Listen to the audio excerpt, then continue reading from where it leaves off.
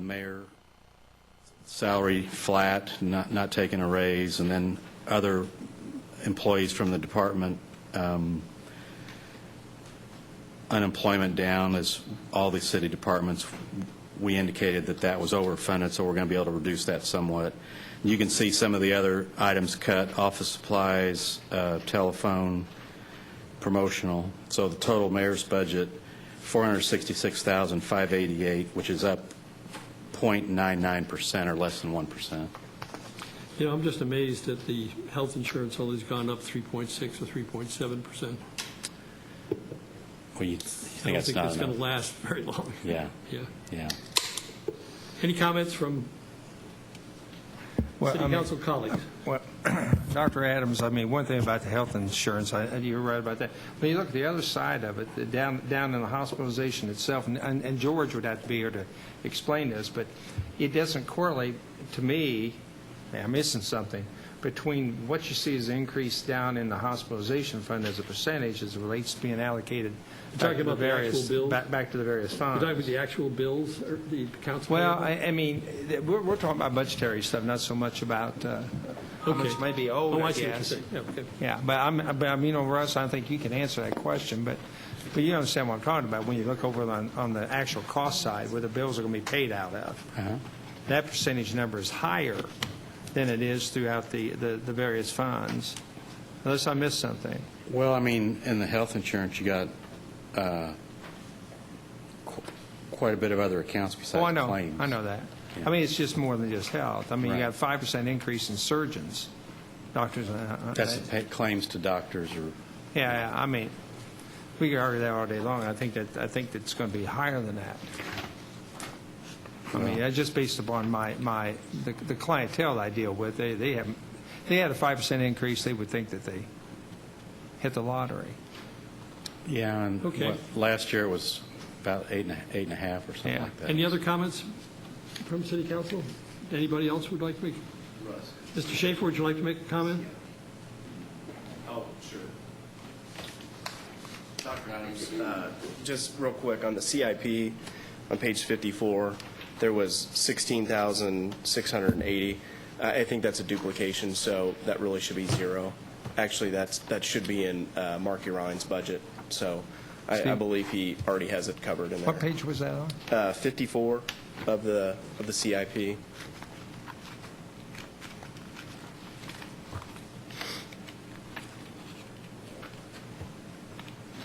What do you say that's not, you're not going to have that? Apparently, Mark already has it in his budget, so it was a duplication. Oh. So you can just zero that out.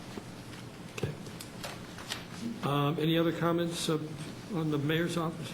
So they saved us $16,680 there. Okay. No comments from the crowd?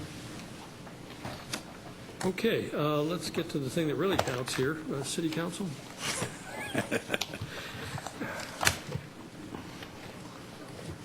Just do the first one. Mayor's budget. That's page 5. Yes. City Council, 1% salary increases. Once again, unemployment tax going down. Health insurance up 3.6, and some of these accounts kind of moved around a little bit because, and I went over this with the city clerk.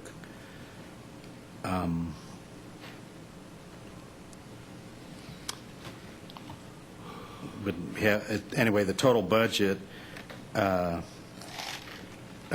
0.89%.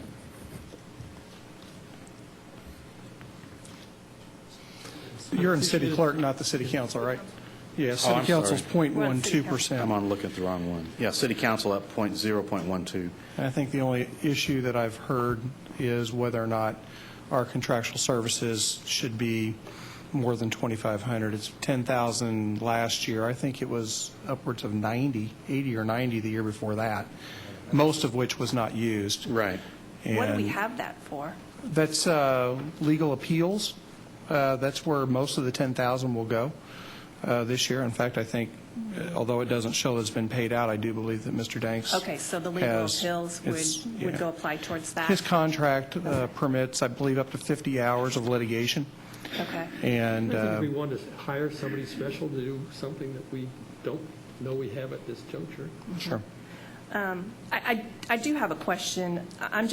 We're all trying to tighten our budgets and, trying to make sure we do what's best for the city. And I'm just concerned with our attorney cost as opposed to what we used to pay for John Hamilton. It's really just increased, and, we've got them as an actual employee now with PERF and city insurance, and then also litigation. Russ, do you have the numbers for what we Well, we wouldn't pay? have the litigation if the mayor hadn't sued us. So I'm not feeling too happy about that. If we would have listened to the public, there was no need for an ordinance like that.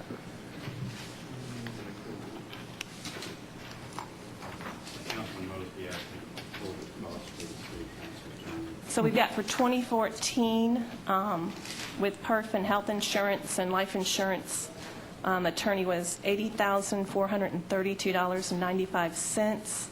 Do you happen to know what we were paying John Hamilton? I believe he made It's right 60. there. It is I right believe he here. made 60. Oh, no, it's not, excuse me. It's not on here. Was it 70? Okay. Plus, we also in 2014, it was $20,833 in litigation. Legal. Legal It system. was 60,000, and in 2012, there was litigation for the smoking ordinance, so it ended up being 71,000. And then we also have another $25,000 for a legal assistant. That's correct. That just seems like really a big increase. I'm not saying that the job's not being done. I get that. But I just look at all the other departments, and they're having to cut, and this has just grown really I extravagant. think we could say that about Actually, I don't the think- law department in I don't see any general. departments cutting. I think we're saying stable, But does, same as last year. The kind of coverage that we're getting from the lawyer now, as opposed to the coverage we were getting from the lawyer before, is a light year difference, in my humble opinion. I I'm really just don't want to go concerned into with the the cost. details of that, but sure. that's just my I mean, opinion. I never had any issues with our attorney before either, and I'm not saying I have issues with this one. I'm just very concerned with how much money is going towards And some that. of it is he didn't want to do it anymore. I mean, that he had done it for a number of years at that rate, and frankly, it was too much of a time commitment given the amount of compensation that he was getting and the stress on his legal team. Sure. So Do we give insurance to the city attorney? no. No? No, Ted's firm has insurance through their own, and so that's why they've avoided that. However, I think it was also a bump in the amount of the base in order to accomplish that as well. If I may, The city attorney, how much do they get paid an hour? 150. and Miss, if I may add here too, is, and I made a comment to Dan McGinn here, Councilman McGinn. As you probably know, the city and the amount of money that the obligations that the city has as we go forward, okay, is getting more and more. And I think our city, instead of with legal, we should be consider having a full-time analyst on this body for next year for sure. Because I myself have spent countless hours, and everybody's seen what kind of, I've sent emails to everybody here at 1, 2 in the morning. I won't be here next year to be able to analyze that stuff. So the body should be considering that, my opinion.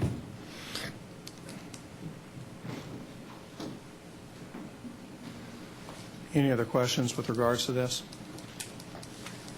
I would like the city council members to tell the leadership whether they do or do not want a raise.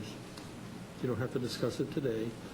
But just sorry? just let the leadership know whether you want a 1% raise or not. I do not. You don't have to necessarily discuss it now if you don't want to. Also, I would love to know what actual cuts we all want. It's great to know, I need this, I need that. Oh, I understand. That's why I'm But- throwing this out there that I just yeah. did. I'm just trying to find some ways to get some money to get some other things as well. Okay. And for the record, I don't want to raise either. All right. I really don't have a say in it. I'm not going to be here. All right. Anything else on city council? Let's move on. City clerk. Obviously, part of the city clerk, we get parking meters that next, but city clerk, again, this is pretty, I do want to make a Yeah, go comment. I want to keep the overall amount that I submitted the same, but I would like to make some adjustments on where they're at. we're at. Office supplies would go up to $800. It would stay the same as last year. All right.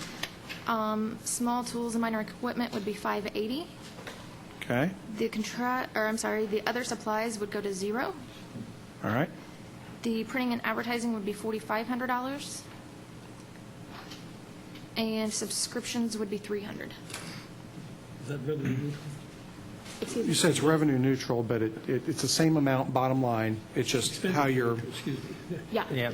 I'm just reallocating what I've Do you want to make submitted. some comments to these guys about your revenue? Because I just think that's amazing what you just told me. Well, that would actually be in parking meter. yeah, Okay, Yep. got it. Thank you. Thank you. Yeah, the way that goes back to the fact that you're spending money to collect other departments' monies. It should be a back charge for your services, and that'd be over on the other side of the meter. Yeah, and that's, Okay. very true. right. So the city clerk gave us those numbers, and we'll put those in budget adjustments. And like she said, it's revenue neutral. I guess, does anybody have any disagreements with that, with those changes as provided by the clerk? All we can do is cut, so they have to make the changes, and if that's fine, then we'll move on. Let's move to parking meter. And that's where I wanted to make a comment. We have a staff member that we're paying without a parking meter for their salaries and postage and paper and all that. They're actually collecting money for other departments. So it shows in our expenditures but doesn't show in our revenue. So for 2014, we collected $102,000, $102,565 that went to other departments, which is fine. I just wanted the council to keep that in mind when looking at the overall view of parking meter. What's the cost of that person, how much time they spend doing those collections? That's basically their full-time job. Their what full-time they do. job? But that doesn't include the perf and all the other stuff that goes with them. Absolutely. So that's Correct. probably another 30% add-on with that. Yes. Well, maybe the administration should consider having your revenue number bumped up and those expenses ran against at least, for that person. What do you think, Bryce? The parking meter, Fund 207 is on page 43. I'll get you The revenue? the right place first. Is that the revenue side? The expenditure. Expenditure side? Oh, you want to see the revenue? No, because I think we've projected about 100, well, how much was the projection? I think we had It a was projection. 140,000 from LIT. Yeah, It's on, the revenue is on page 21 of revenue.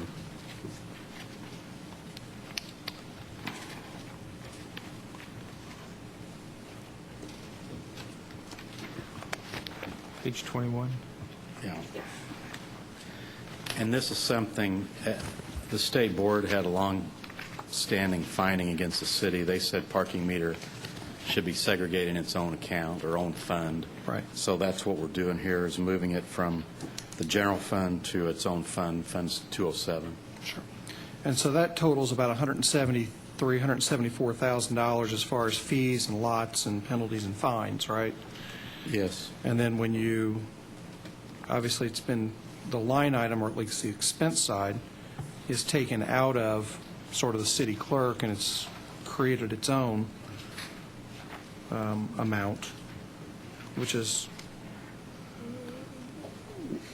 Who Which decides you where can- the revenue goes once it's collected? I understand some of the money goes to hazmat. Is that what you're The saying? ones that we collect that don't go into our revenue is for hazmat, EPA, and building commission. EPA? I mean, I think they were just, wherever the revenue was generated from is where it went to.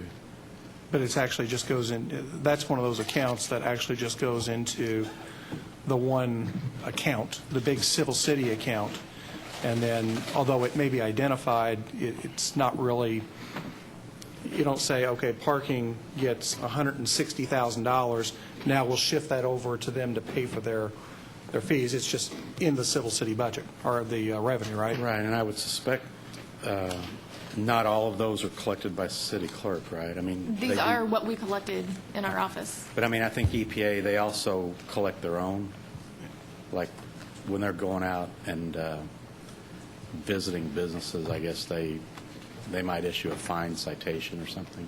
But you're saying you guys collect them in your office? Yes. Okay. And I'm not disagreeing with the process. I'm just letting them Right. know that we are paying for expenditures and we're also receiving money. It's just not reflected. But the hazmat, doesn't fire department bill those? Believe so, but if they're not paid, then we take them to court. Okay. So you guys perform a function for them.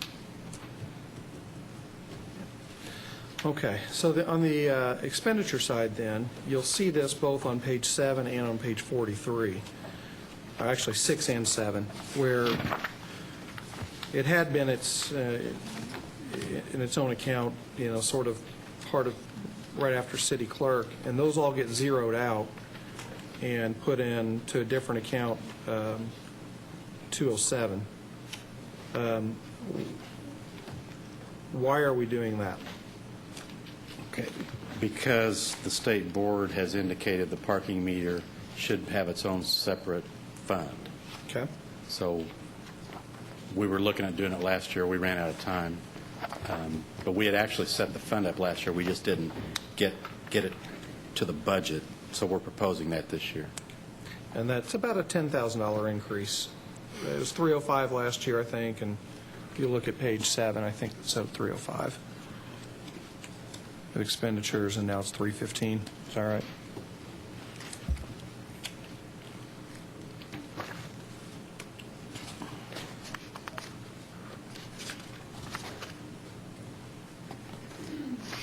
And I will have to say, 305.9. So that'd be about 3%. And they do have some Teamsters that would get the 53rd pay. Okay.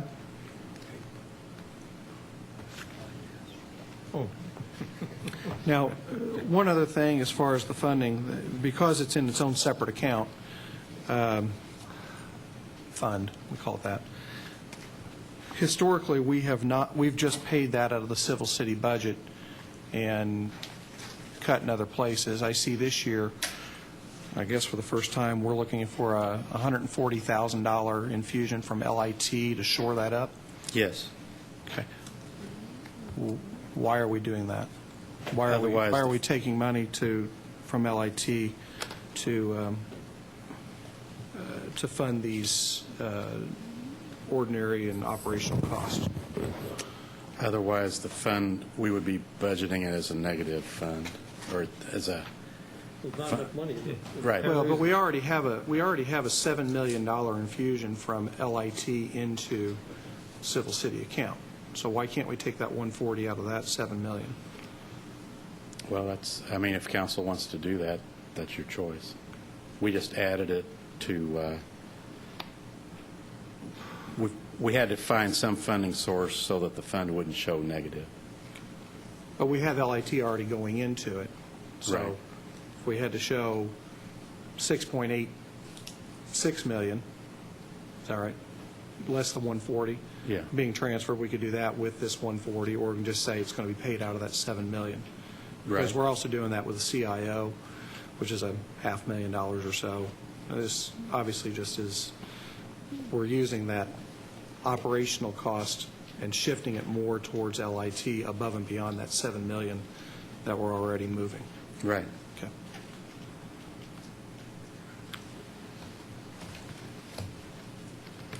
Any other questions on parking? And they don't have a CIP. Right. Law Department, I guess that'd be page 7, I think. We have attorneys here. I think we've probably already made their argument as to why it should stay the same. You want me to clear out? Been a challenging legal year on the legal front, huh? Yes, it has, although I think if you look at some of the information that's been provided, I think previously, by the way, Marco DeLucio from the City Attorney's Office, some of the information provided previously, I think the total legal expenses were down substantially in 14 over 13, so we hope that they drop next year. I do note that, through 6 months, 380. Some of that's litigation expense on various things as well, correct? Some of that, some of that is 380, some of that's out of JWF as well, but if you're thinking of the residency ordinance, I think the numbers for the residency ordinance have been $15,000 or $16,000, so some of it. Most of the other litigation is funded through JWF. Yeah. Russ, that 379 is not JWF, though, is it? No, I didn't think so. No. No, that's The 379 through so far this year, through 6 months. That's from the general, that's just our regular work, not really litigation involved in that. well, if you double that, that puts you at about 770, 760. So it's a lot more than the 550 that was budgeted, but some of that is other expenses that you Yeah, I can't really think foresee. I think the budget was 550 or 552, something like that, and we're aware of that. But it wouldn't be other expenses. That should just be the hourly rate of $150 an hour. That's correct.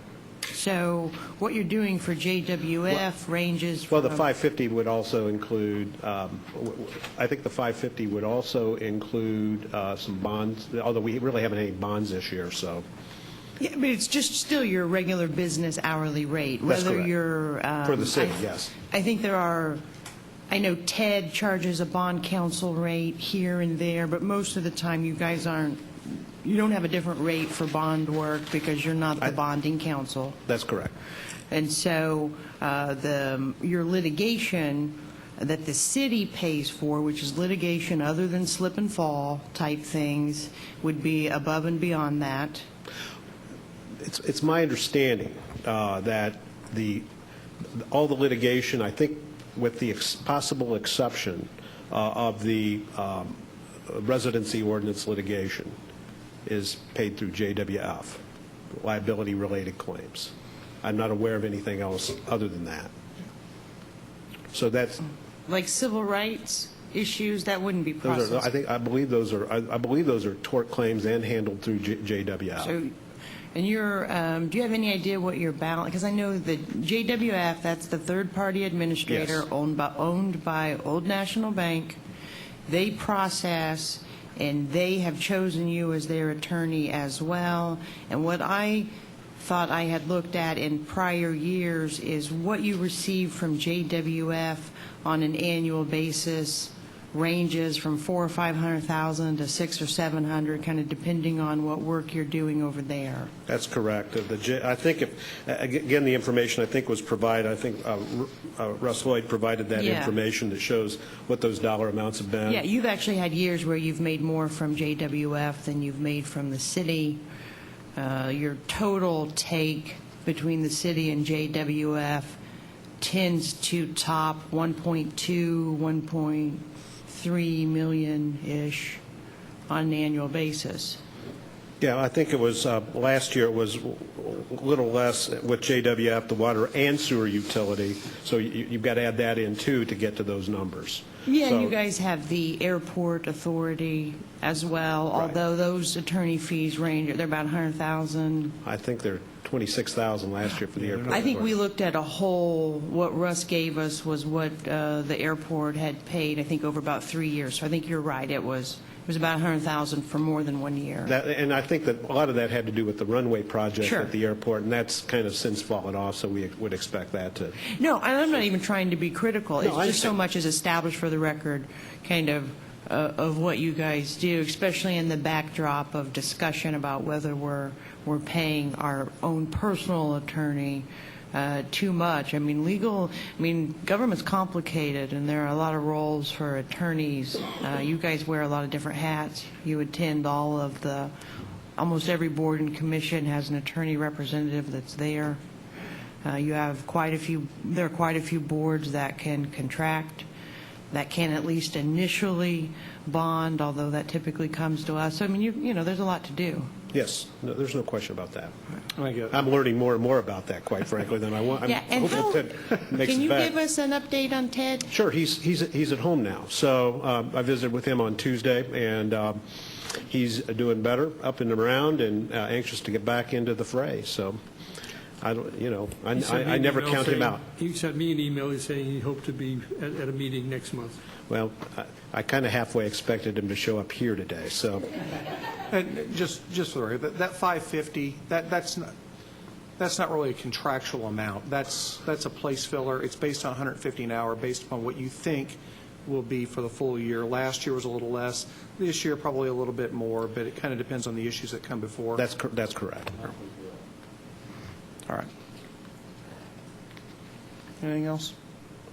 Thank you. Well, despite my late attendance, I was finishing up a hearing. Got through that first part pretty quickly. I see Denise here, and I guess there's no time like the present, right?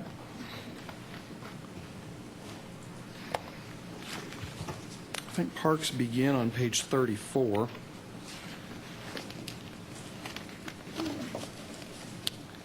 Denise Johnson, Director of Parks and Rec for the City of Evansville. And actually, I think, if I'm not mistaken, I think Russ omitted, he didn't talk too much about the revenue side on parks, so if we could talk about that first, and I know you approached me last week, like, how are we going to do this? But, well, I don't want to throw you off.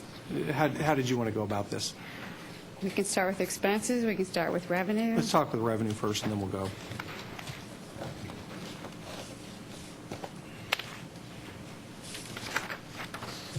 I'm assuming you're starting with Lloyd, That's is correct. that correct? Yeah. And maybe we can just get big picture stuff here as far as the total revenue of the parks and the administration and Swander and those sort of things, and then if we want to kind of go back and look at the particulars, we can do that. So, for instance, what is the anticipated revenue created by the Parks and Recreation? Do you have the total number?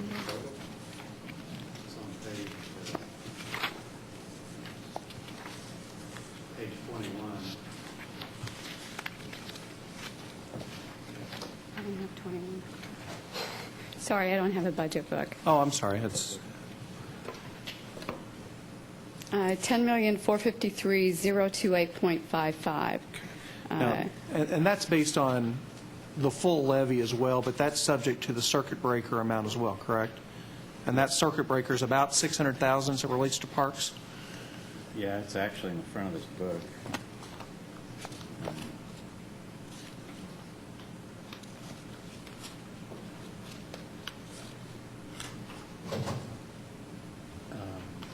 For 2015, 724,000. 724. Yeah, And certified levy, 6,995,000. Okay, so I think as Councilman McGinn sort of said is, you know, kind of look at that maximum levy and then back out your circuit breaker, and that's kind of the number that you talk about as far as what revenue might, the net amount might be as it relates to taxes. So we're looking, even though it shows 10.4, we're really looking at about 9.6 or 9.7 on the maximum side. Yeah, we budgeted 7.1 million for property tax, and that might be a little bit high, but once again, you budget to your maximum levy. Right. But again, we just so we have an idea of what I call the real revenue number as opposed to what is put in these budget books. So will you repeat that? Do you think the real revenue number is about 9.6? That's what Councilman O'Daniel said. I didn't say that. Well, what do you think, realistically? Yeah, no, I mean, it's, last year, it was, or in 2014, it was 9.67, right?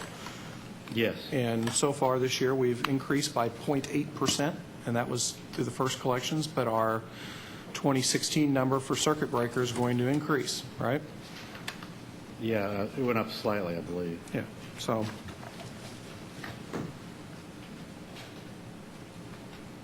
I mean, the 2015 actual we could come in 9.8, 9.9, something like that. Hoping everything comes in. Doesn't always come in, though, does it? Well, and that's just sort of a doubling of the number, but the reality is we collect more property taxes in May than we do in November. Yeah, we collect like 57, 58%. A little of the lower, money. about 52, something like Just- that, 52, 53. Some people who don't have a mortgage or don't have an escrow, they pay the entire year, or Yes, some seniors want to just pay the whole thing. Yeah, So so- we get more in the first installment. so you can't quite double it, No. but, okay. Well, I was thinking last year, wasn't it like 25.8 and 22.4? Something like that. Yeah. So, as far as the May, November. Russ, when I went back through and I did the study over 12, 13, 14, looked at how much you pick up in the first 6 months collectively in parks, you come up with 55.14% within the first 6 months. That's what you've been averaging on those 3 years. 65 or 55? No, 55.14. And if I look by what you've collected collectively in the parks through 6 months of this year, you're projected to come out right at $9 million worth of revenue.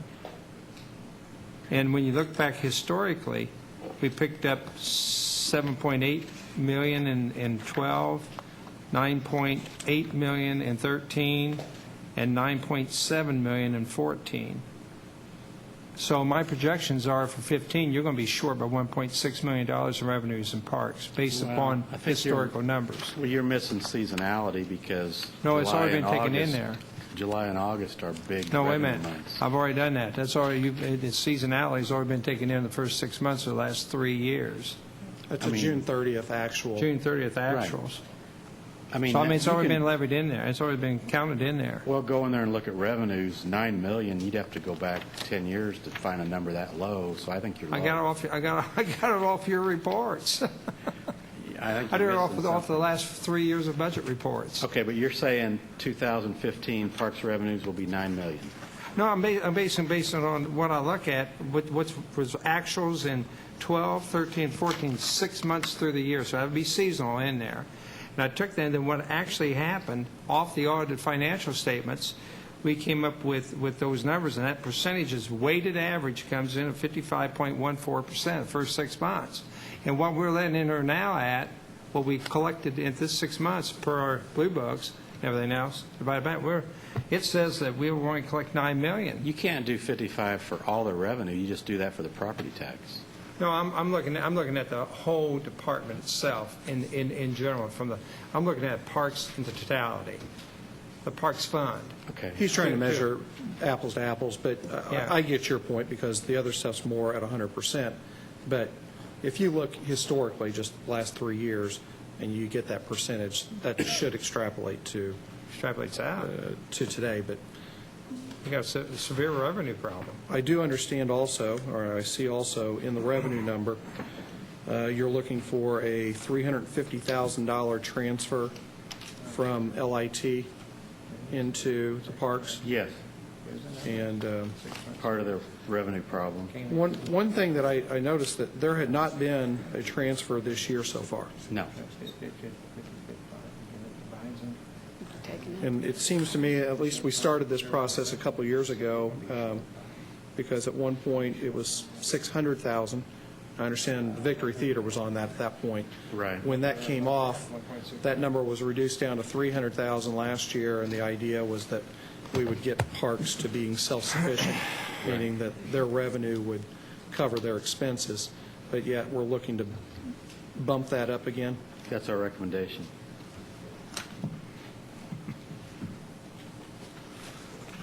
Operating expenses, right? LIT, Yes, another 250, another 350? yes. Okay.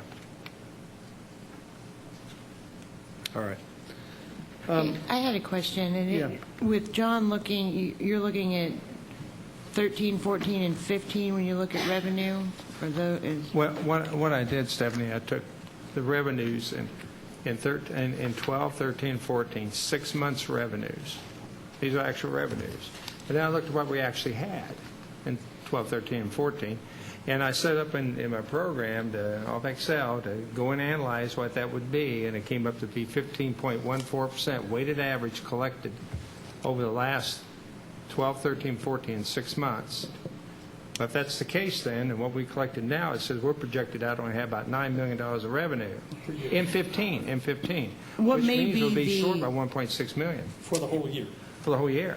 What may be sort of the fly in the ointment of that is the 2012 certified levy was significantly lower. I mean, we're at a highest levy we've ever had in the Parks Department, but that's 13, 14, and 15, just under $7 million. But that 12 levy was way off because it was calculated incorrectly, not Russ's fault, prior controller. And so that levy came in at like 5-point-something million. So that might have an impact, but I think what There's two impacts here, though. I'm looking at all our revenues. I'm just not looking at the property But, tax. John, No, it may very well be that we're getting a decline in revenue in the Parks Department based on the one thing, though, some that- other issues. and I think just pointed out, is we haven't had any interfund transfer yet this year. That's Correct. $300,000. It's actually not in my budget That will skew, this year. if it's 55% and that money had been transferred, then you're looking at about a $500,000 switch there, which puts you in the 9.6 range, which is about where you think it's going to be realistically this year.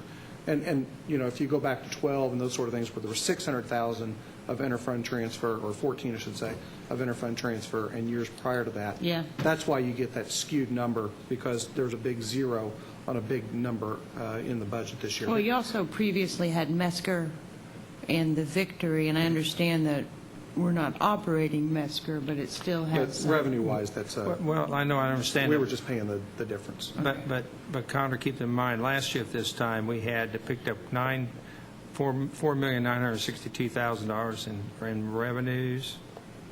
Okay, it's real close to what we had this year. We had back in 12, we picked up $4,465,000. Well, look at it this way.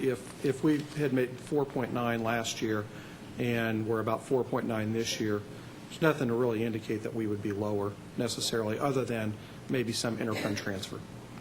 Would that be fair to say, Russ or Denise? I mean, I don't want to sound alarmist here. We're going to have more than $9 million coming in. I understand that, but that could be an anomaly to the program on this situation. The other item, which hard to budget, is there's some weather issues in the prior years where you had all this rain. Was it 12 or 13? So it would have hurt pool attendance, would have hurt some other attendance. It actually hurt pool attendance this year quite a bit. Yeah, so just acts of nature that you can't really, but it might have held down the numbers the first 6 months, and then you do better the second 6. Golf is Well, pretty it's a bad. month of pools, though. I mean, Right. be realistic, it's a month But of it pools has hurt because, golf this year. yeah, I don't think golf is actually part of that overall number, though, is it? No. That's That's a a separate non-reverting separate fund, deal. so. That's big picture revenue. Does anybody want to go through the revenue side on individual things such as, well, I mean, we can just quickly. Lloyd Pool, again, it's a little up. I think, has there been some renegotiation of the indoor fees for high schools or anything of that nature? We have a built-in increase on an annual basis. Sure. So, Soccer complex.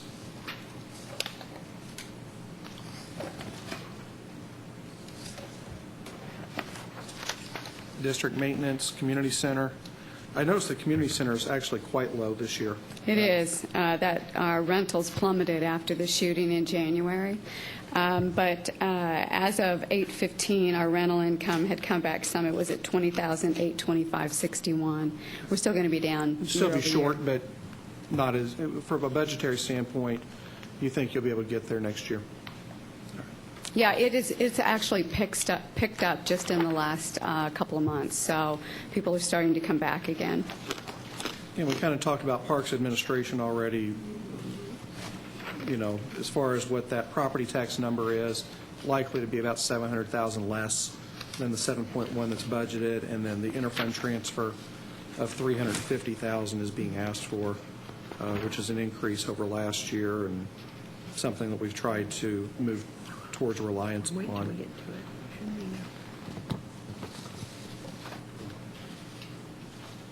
it. I guess we'll talk about the zoo when we get to the zoo. I see Eric is here. So, Swander, down just slightly in revenue. Admission fees are down a little bit. Other pools, I do note, maybe a year late, but Anthony Oates, you show 0. Is it closing? It's closing. Okay. Can you tell me what, and I think I saw some of the numbers with regards to Helfrich, that their attendance is actually up a little bit this year. Maybe not a great deal, but it shows 6-month actual almost $4,800 so far this year. But I also see that Garvin is pretty low. So is that a shift of people going there, or is that sort of the neighborhoods rallying to support their pool? Well, I think what you've probably got are the June numbers, correct? It's the 6-month actual. Okay, all right. Well, I'm not sure where that's at, but the numbers that I have that show the attendance and where we're at with expenses and income is as of close of the pool season. So tell me how Garvin and Helfrich compare. Garvin's attendance was actually up this year. Okay. Helfrich's was even. There was no change. Lorraine's was down slightly.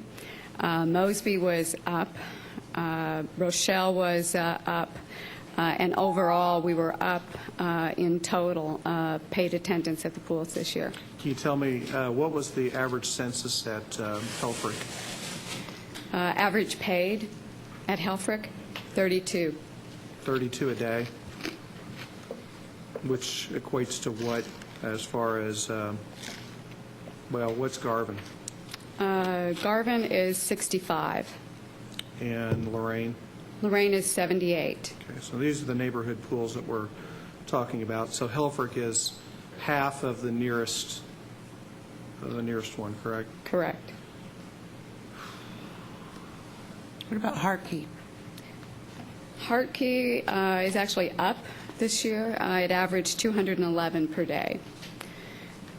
The pools that are the strongest are actually Mosby and Rochelle. I mean, they've got a lot going on, a lot of things for kids to play with, and so the attendance there at Mosby was 416 average, and Rochelle was 255 average, and those do very well. If you want to talk about cost per swimmer at Mosby, because the attendance is so high, it's just 143 per person, which is great. How does that relate to Helfrich? Are we at 900? We are at more. We are at 1,851 per person. Correct. To use that pool. We had a $100 improvement this year. What's obviously with constricting budgets, tighter budgets, the need for maintenance and those sort of things. I mean, obviously you made a decision on Anthony Oates. Mm-hmm. What's the discussion on Helfrich? This would be year 2. Correct. Helfrich is, Anthony Oates is a location where we want to look at changing what we're doing, trying to go a different direction. When I was here to talk about master plan, we talked about trying to redirect. We had the opportunity for free swimming, free cookouts this year. Anthony Oates is a location where we didn't see a lot of that. Helfrich, on the other hand, I've gotten calls from parents, I've gotten letters, cards, whether it's a senior citizen who goes there in the summertime because they can't walk and get around, they can get in the pool and move without stress on their joints, and swim team, and their swim team was up this year. So it's a pool that is very active. A lot of people walk to it in that neighborhood. Why they don't walk to Anthony Oates, I can't answer that. All I can look at is the two of them, and even though they're very close together and expenses are identical per person per day, there's no difference in those, it's a pool that has a lot more going on. And as the crow flies, what is it from Helfrich to Mosby? The Mile and a distance? half? 2 miles, maybe? It's too far for kids to walk. No. I'm not saying about walking. I mean, we're only talking about 32 people a day. We could give them a bus token and get them there, much, not unlike what we were talking about doing with Anthony Oates and Hartkey or Lorraine. Yeah, if we close Anthony Oates, I don't see why we can't close Helfrich. Are you okay with closing Anthony Oates? When I talk to, yes, I am, because we need cost savings, and I would be okay with closing Helfrich, too. We've been talking about closing pools for 2 or 3 years, and no one had the nerve to close anything. And, you know, when you're paying, what, $1,800 per day for a swimmer? I think the West Side has made it clear, though, they don't want Helfrich Pool closed. Well, I understand they don't want it closed, but The people at thing is- Anthony Oaks might not want their pool closed either, so. But the reality is Well, you're is that- supporting it, is why I asked. No, I support it. Okay. but the reality is people say they don't want it closed, but then they're not supporting it. So I mean, there's a lot of things that I would not like to see happen, but numbers don't lie in that sense. And if we have alternatives that are, look, Mosby's a better pool as far as options and probably experience than what Helfrich can provide. Well, And- it's a regional pool, and it's got a lot That's of right. play features in it, and that was, that, But at some point, we can't continue to provide at that cost that neighborhood pool, despite what people want. And I think this may be part of where the master plan comes in, is that we can't be everything, every part can't be everything to everybody, that we have to look at, providing certain things for seniors, and if the demographics don't support it in that particular area, and if we're only talking 32 people, I don't know what the demographics of that West Side neighborhood are, but it tells me that those kids aren't going to that pool, and that we need to rethink, and it was one thing I was critical of the master plan, is it did not talk about pools. And so, we had an aquatics task force 10 No, I years believe ago. it said, it recommended closing no pools. I don't think it said anything. Master. it made no comment about the pools. There was no comment about it. Which is the not a bad Aquatics thing. Task Force from years ago before I was on council talked about closing neighborhood pools when we started going to these regional pools. Is that not right? Yeah, I was on that According to the task force, and task that was force. one of the goals, that they were going to regionalize the pool in terms So- of being effective and perhaps giving free bus rides to people to go to those pools. So, I mean, this is not a new idea. I mean, this is nearly a decade old. Besides being unsafe out there, Anthony Oaks, the kids out there rather walk to a Rochelle pool because it has more opportunities. And I'm sure Rochelle pool, walking from Anthony Oaks to Rochelle, is farther than walking from Mosby to Huff. I'm really not sure what the distance is between Helfrich and Mosby. I thank you for the numbers on that. I had a question on Hartkey. That's my pool.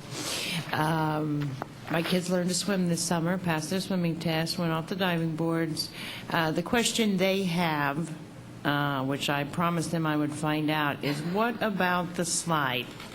Since they've learned the slide was there when they couldn't use it, and now that they can swim.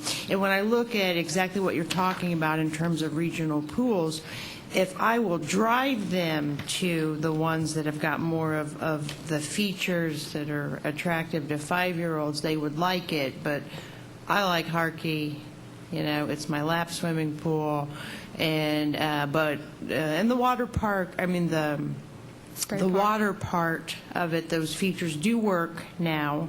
But what about, is there any talk of bringing back that slide? Because for kids that age, it is less attractive than Mosby or Rochelle, and I hate to see that regional pool suffer because it is a higher cost to run than the neighborhood ones. I almost croaked whenever that was. You know how much that slide is? That was a crazy amount of money. Was it 60,000? Oh, That was no. 185,000. 185,000. For a new one? Yes, That's- for a new That was the slide. beginning range, up to 225. Yeah, That was, Two and a That- quarter. Yep. I mean, you could buy a nice house for that. I mean, it would be nice to have a slide. I mean, but, we're trying to conserve and come in with a budget that is fiscally responsible, and we chose not to put a slide in, although we are researching slides. We're looking at leasing options on those. But whether you lease or you purchase, you're looking at an enormous amount of money. Yeah, I mean, if we're talking about shutting pools down, we really can't be talking about adding more to the other pools until we get stuff under control. Well, I mean, they're finite resources. I mean, whatever the features are, there's a lifespan to a pool. And so it's difficult to have it not open every day that it possibly could, because it will last the same number of years whether you have it open for 12 weeks or you have it open for 8. And that does seem like a lot of money, but that's right in that range where potentially we would qualify for a grant And we of are- a Wellborn Foundation or something like that. We're looking in all places for money. Okay. Yes. Yeah. I'd love to have a slide there. I'd love to be able to go back to $4 a person. Missy, do you have another question? I just want to make a comment on Helfrich. We don't have the 6th Ward council person here that represents that area, so we don't have any input on that. But just wanted to say that I have been receiving emails about Helfrich, and wasn't the Splash into Summer the winner of that? Weren't they going to Helfrich? Oh, they were, We're going to yeah. Helfrich Pool, and they sent a little Little thing girl. about please keep our pool open and things like that. I'm just very concerned about shutting down pools. Denise, how does it compare to last year? Because we're hearing the same thing about Helfrich this year that we heard about last year. The question is, what are the numbers? Are they better? They promised us that they were going to use it a lot more. We talked Said the about same. using it to make sure that it would stay alive. It's almost like if you're going to get some cost savings here, it's kind of taking the every year looking at the tail end Charlie. It's relatively unchanged. I mean, And I yet know they how... came here and said that they were going to love it to death, that they were going to Right. come out of the woodwork, and they were going to up the attendance and so forth. Did you say the swim team was up, Denise? Swim team was up. That's- Yeah, they've had a resurgence in members of their swim team. It was closed 8 days because of weather. So that's, when you're only open 50-some-odd days a season, Anthony Oates was closed 16. So Well, that's It's, weather-related, right? You're always going to have weather. weather-related, there is some staffing issues. I know you get tired of me talking about that, but when we've got 16, 17, 18-year-olds who want to take off the weekend for vacation, And of we're- course, if you have the same number of lifeguards out there, now you can disperse them to the other pools, and you won't have as much of a staffing issue. that's correct. Moving on to shelters, income's up a little bit there. I assume that's just trying to increase programs, increase shelter use. Right, and we did increase the shelter fee in 2013, so, our shelters are full almost every weekend, every one of them, so. And then youth programs, this is a new, looks like, I don't know, maybe it missed last year I or have whatever. a shelter question. Oh, I'm sorry, go ahead. Well, Wesselman's No, go ahead. question, do we receive any revenue from the nature center? No, we do not. I support their budget. They're supposed to, though. They've got a contract on the lighting. We went through this last year about whether they were helping to pay for the lighting or not. Yeah, there was I think it We're was still in contract $147,000. negotiations. And I think Marco, if he's still here, he had looked into that and could not find, he got out while it was good. I think it was 147 was the ask last year or something like that. And there was a question of 29,000 for lighting. And there was some thought that that was contractual. And he went back and looked and said there was nothing there, because I think we'd put that in a revenue number, but we never collected any of it. And so I think it was zeroed out because obviously it was never collected. Okay. But but remember that 147, I think that's funded through LIT, if I'm not mistaken, or perhaps it's contractual services kind of Yeah. thing. But I don't think there's an ongoing contract there either. I think that's just a year-to-year kind of thing, depending Well, on... we're negotiating. Marco and I have a meeting with them next week Okay. to talk about that. And then you have this... Oh, I'm sorry, go one. While we're on the Nature Center, though, we don't pay anything for the Nature Center either, do we? I support their budget by 38%. 38%. So private donations are doing 62% of that, because the city can't afford that Correct. additional 62%. They do a fine job out there. They have a great donor base, and I personally think that we should let sleeping dogs lie. We don't want another 62% of that budget back to the city. They do a fine job. Denise inherited 65 park facilities, or not inherited, when you took the job. What do we have, 2,700 acres? As long as this council keeps funding and keeping them all open, she's going to stretch her resources and continue to do the best that she can. And we reduce her funding, but don't mandate closure of any of these facilities. You have a tough job on park maintenance, keeping up with just basic vandalism. I think you do an outstanding job considering the amount of money that you have and the amount of facilities we have. People demand more programs, more things, and you do the best you can. So I know it seems like you're really getting picked on, but I know how hard you work and how hard the Parks Department works. I really do. So I just wanted to at least put hopefully a bright spot on your afternoon. My staff appreciates that. Thank you. Can you tell me what? Denise, when I look at I was not told the numbers when the mayor called me. I was in my car on a Saturday afternoon when I agreed to close Anthony Oaks. But now that I've heard the numbers about Anthony Oaks compared to Helfrich and the other pools, I'm not in support of closing Anthony Oaks.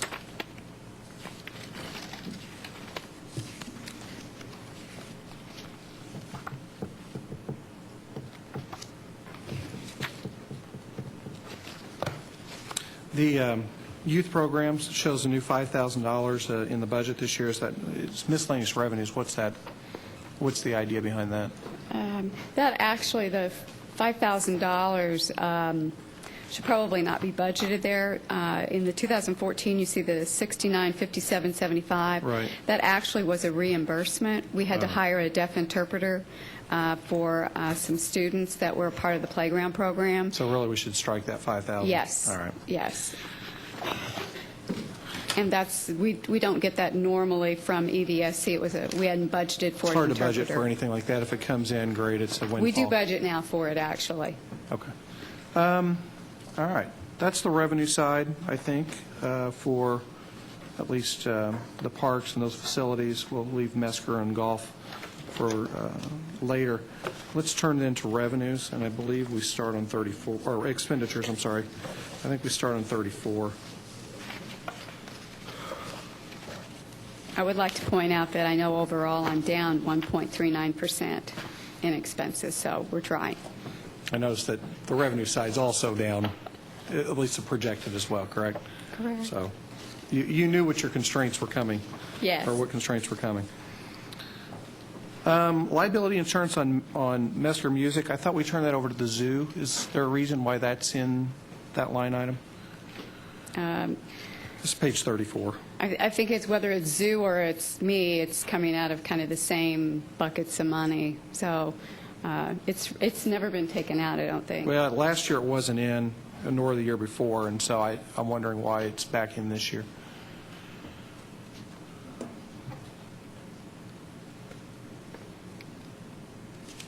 I mean, we haven't taken it back over. I think it's still under the zoo, isn't it? Yeah, the zoo is still a management entity for the Mesker Amphitheater. So shouldn't that be zero on liability insurance? Well, then it would have to be put in the zoo's liability insurance. Right. I think we put it over to the zoo last year. Yeah. I think everything's been moved to the zoo. So Russ, we can you tell me why we have liability insurance for something we aren't even using? Is that because somebody wandered through and break a leg? Right, a kid could get in there and fall in a hole, fall off the roof. Somewhere along the line, we got to fish or cut bait with this thing. Right. But yeah, that's the, And I don't think the city's got 10 or 12 million bucks to renovate an outside venue where you're going to have to flip a coin whether you're going to get rained out or not. no, I mean, I know they're looking at that. The cost was going to be quite excessive to renovate it, and something's got to be done. Can we zero that out and put that over in the zoo? We could move it to the zoo's I assume that's where it liability. should be anyway, or probably was. Would it be less expensive if you had it on Wonder? Well, I doubt it. I think it's just how it's written in. And, it may very well be in the zoo already. Well, they have their own for their whole facility. Well, that's what I'm saying is if that number's the same, because, liability insurance. Okay. Last time we had it in was 2012. Is it the same with that stadium parking lot Correct. We have liability insurance on it, on the parking lot. at Roberts Stadium? Yeah, that's the The soccer asphalt fields. that exists? That's the soccer fields and Yeah, no, softball to I'm a certain extent. Yeah. I'm intimately familiar with what that patch of asphalt looks like. I walk my dogs over there. But that's fall on literally that. what it's $7,300 for that. It's just a road that leads to a patch of 7 asphalt. acres of parking. You have a lot of motorcyclists and little cars doing burnouts and stuff Do you- over there. I guess I understand. I call it the Coke fields, the soccer fields there. They obviously use that parking. Correct. They do. Do we get a rent from that? We do not. So we're assuming not only the maintenance, but also the liability for something that essentially the school corporation is using?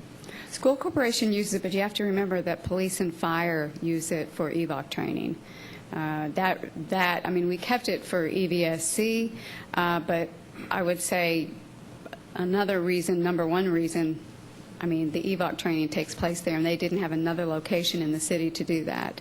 So they would have to travel, I think, to northern Indiana to do the same training, and it was quite an expense for them to do that. We can't find so. another patch of asphalt in this city that we I can't do evac training? I can't answer that for the police or the Okay. fire, I but I mean- think it was pretty difficult when they were looking for a different location in the Find city. it unbelievable they'd have to travel to northern Indiana to do something that's on a 100-yard by 100-yard piece of asphalt.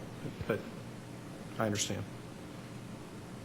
I'm thinking like the old Kmart on the south side probably is a big enough area to do something like that if need be. We don't own that property.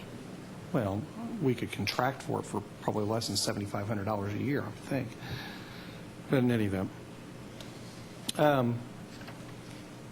The other thing, Connor, that I would point out is anytime there's a large event at Wesselman Nature Center or in Wesselman Park, that parking lot is used every time for that. Sure, So, I understand that. Okay, Lloyd Pool. We've got decreased revenue, or decreased expenditures, which is nice. Looks like a lot of that is utilities, honestly. correct. Soccer, again, decreased. Of course, the expenditures for soccer are $270,000. I think we're looking at $75,000 of revenue, I think is what I saw. Something Yes. like that. Yes, And this is essentially Gable, right? Correct. This is the Gable fields that we Correct. lose. We lose $200,000 a year on.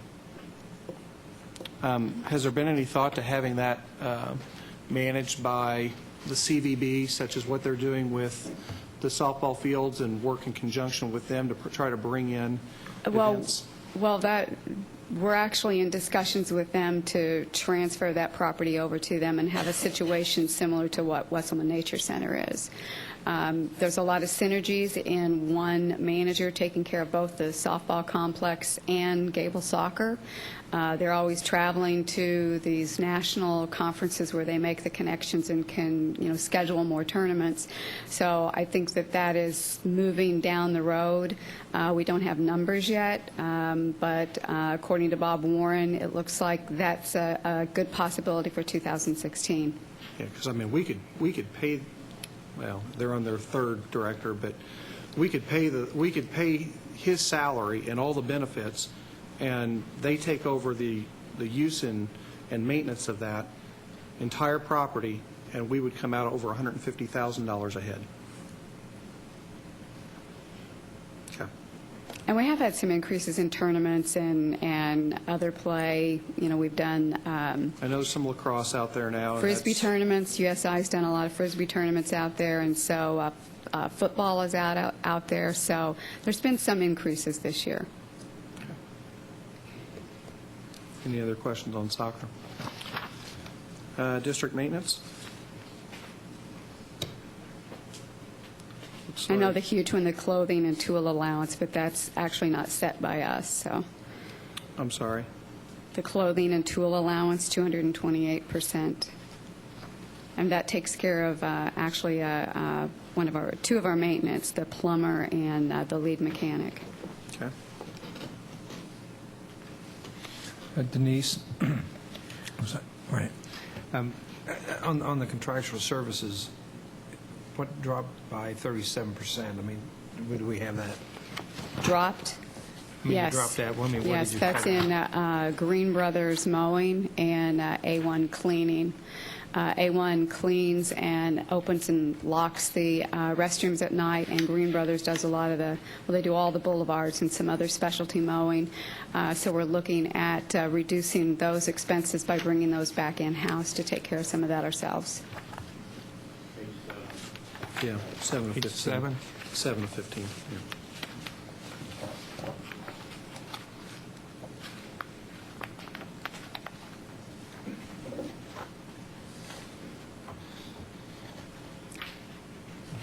The Green Brothers was reduced by 20, and A1 Cleaning was actually reduced by 20,000 too. That's the big drop.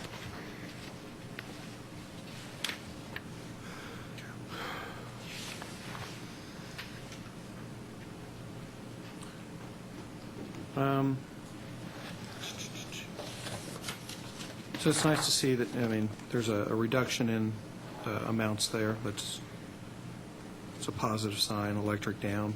Again, some of the utilities are down. Turning attention to the community center then.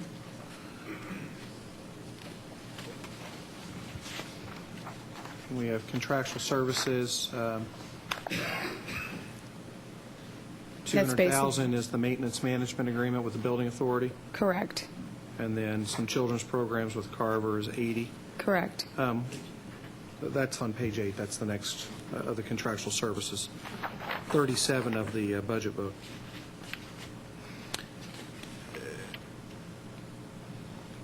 What does that, I mean, it's an increase year over year, but where's that increase from? Is that the contract, or is that increased programming, or combination thereof? Carver's is exactly the same, 80,000. It's been 80,000 a year, I think, for 5 years, so we're going into our 5th year. No, I didn't think that. The increase is on the building authority side. Okay, and has that contract been signed? And We have an existing contract that is up, not up till 16. Where's Barb? I think it's up in 16. does it have an escalator clause in it, 3% or something like that? I It's- just note last year was 268, the year before that was 234, and if Carver's been the same, then there has to have been an increase somewhere, and my guess is that's in the, Well, I think Carver's contract is set at $80,000, period. The building authorities is going to fluctuate some based upon their costs. So we don't have a set dollar amount per year by the building authority to manage the building. any other questions on the community center? Yeah, I have one. What's the ESG? That actually was in contractual last year, and that's been moved to the operating budget, and that's probably where it should have been paid from all along. That's for the energy improvements to the buildings. You'll see that in 3 of the actually departments. Okay. So when we look at that, the contractual services then was 268 inclusive of the ESG, so it was really about 286, 287, and now we're going to 296, 297 when you combine the 2 line items. Correct. I know. You I'm don't sorry, have- I've got contractual in another spot. Yeah, contractual services have gone from 234 to 268.9 to 280, but that 280 excludes a new line item of $16,745 for the ESG contract. Correct. So if you're comparing like things, it's gone from 234 to 268, and it'd be 296 or 297. The increase is in the building authority, and it's the addition of a 3rd employee is what's caused the large increase. Third employee.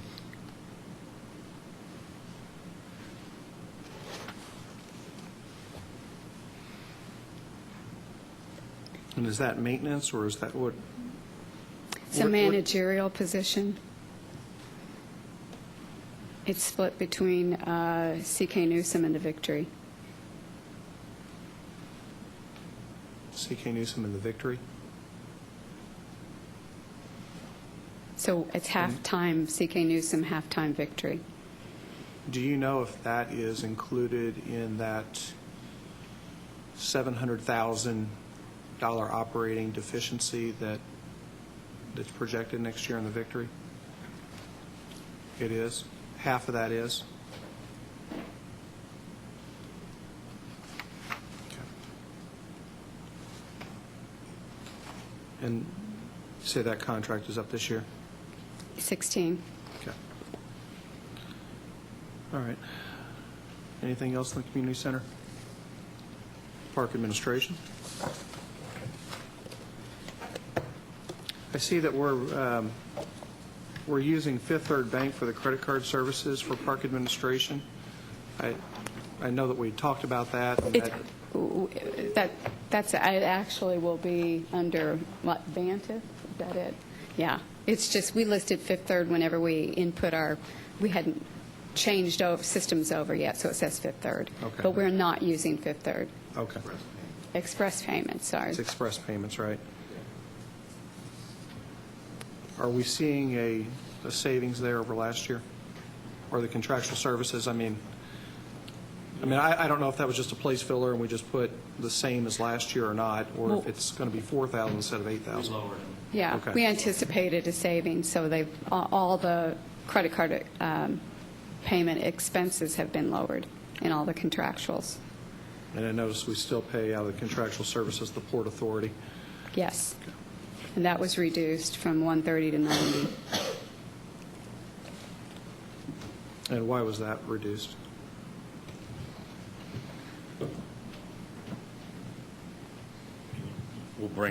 You'll see it in the Port Authority's budget. I think the one year they had to do some dock repairs and painting, but they've been building up some cash, so we just saw that they could afford to not ask parks as much Okay.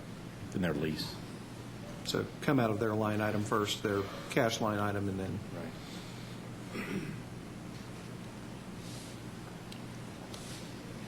Okay. I have a question. Yes. And thank you for, getting the Greenway back on track and getting the master plan done. You really should be congratulated for that. Thank you. Which is a segue. One of the things we learned in the master plan process is that people don't often know what's out there. And I know that the booklet is now available online, but we don't send it out to people. And you're reducing your advertising and printing budget. And I'm just wondering if that's truly beneficial to the department, and whether if we spent some more on printing and advertising, we wouldn't see us more than make up for it on the revenue side. That's a good point. I don't disagree with you. And if you looked at the master plan, they actually suggest that we have a marketing analysis study done. And if you want to go a step further, it also suggests that we should employ somebody to help market what we do. And you can tell by the zoo does a great job with it. So it definitely is a benefit.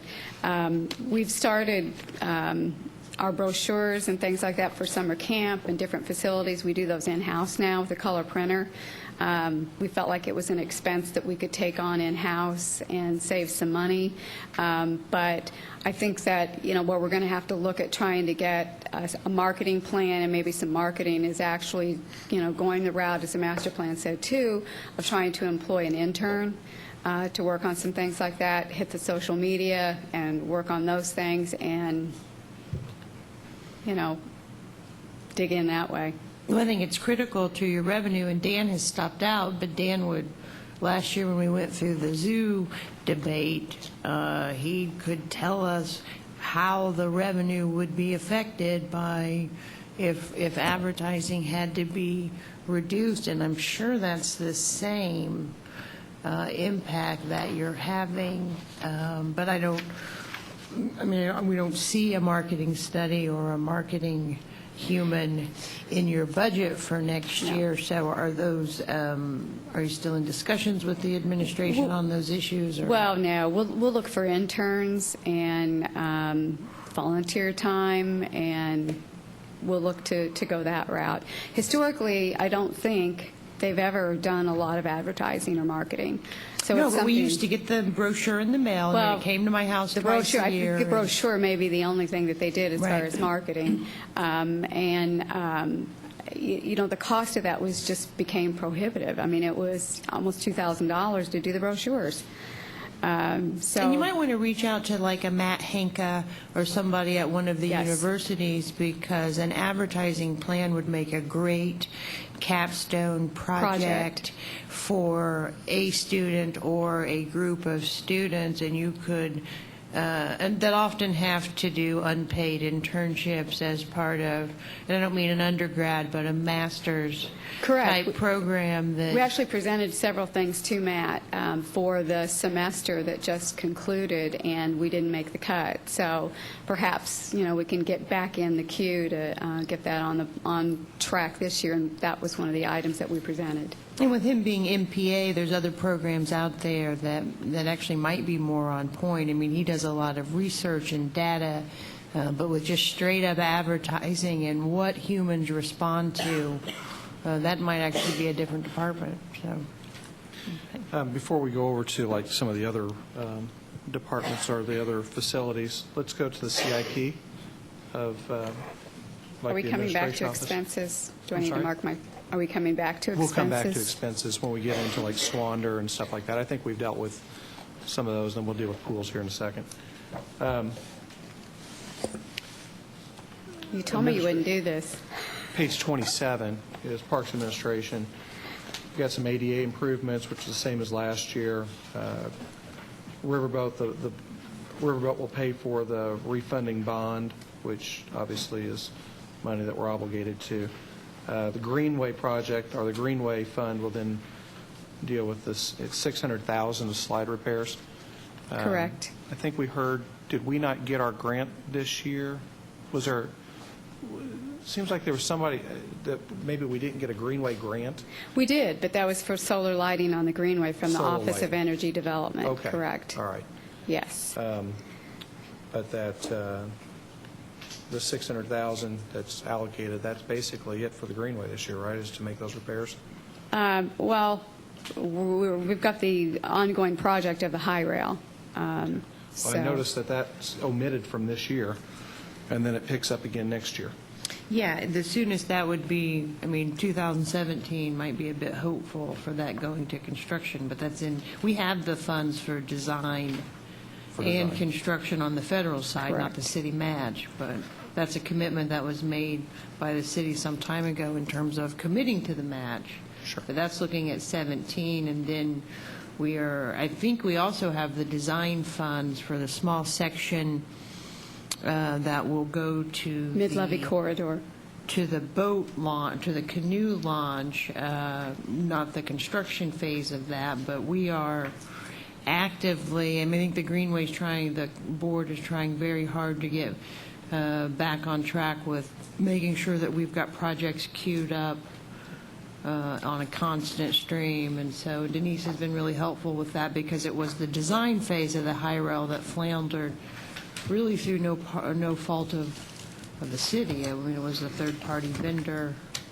Now we've got somebody new. It's just slowed it down. Any other questions on that part of the CIP? We'll turn the page then to page 28, CK Newsom Center. Got $25,000 of improvements, restroom, HVAC, step improvement to be paid for out of the Riverboat, which is really in line with what was last year. Any questions about those? Okay. This takes us to Swander then, and it's page 40 of our budget book and 29 of the CIP. And then it's also on page 9 of the contractual services.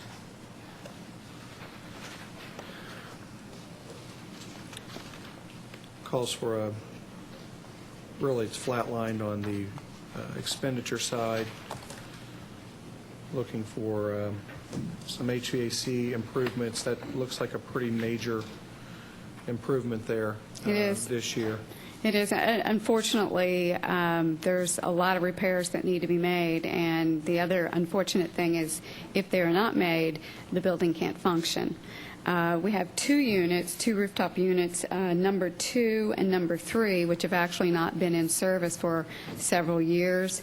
They robbed parts off of 2 and 3 to fix, the others, and so we really need to get things back in order out there.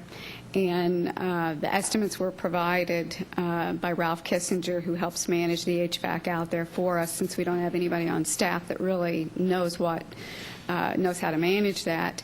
And so I asked for a determination of what, can we forego some of those? And it's sort of like we did with robbing parts off of 2 and 3 to keep the others going. If we continue to do that, we're going to end up with, no rooftop working. And a new rooftop unit is about $1 million. So I know $60,000 is a lot, but to keep the building open and running in good shape. And once this is done, they're telling me, the HVAC experts are telling me that we'll be good to go for just an annual service. Although I would caution that when 2 and 3 come back online, if we're granted those funds, there could be some additional repairs that have to be made because they've been down for so long, but nothing major. Any other questions on Swander? And, like I said, it's pretty flatlined versus last year, so. Okay. Turn the page. Well, it shows other pools first. I'm trying to think let's just talk about the pools and just go through the budget book. Page 41. Again, we're seeing salaries go down across the board on this, and that's as a result of the closing of a pool, correct? Correct. And so year over year, that's about a $65,000 savings just in other pools. And I understand Ms. Robinson's point that she's against the closing of Anthony Oates.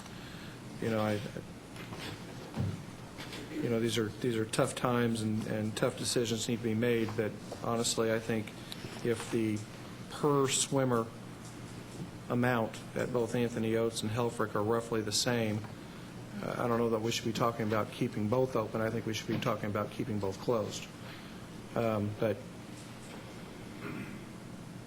So I suspect that if that were the case, you would see another $60,000 of savings. Yes. Okay. Anything else as it relates to other pools? All right. Nature Center. That's what we talked about earlier. I think we said it was 147, but it was 143. So the talk is $123,000 this year to be funded? Correct. We are attempting to reduce that by $20,000. The $140,000 contractual, since we're in contract negotiations, we're negotiating to do $120 instead of $140. And the additional is liability insurance that we pay. Sure.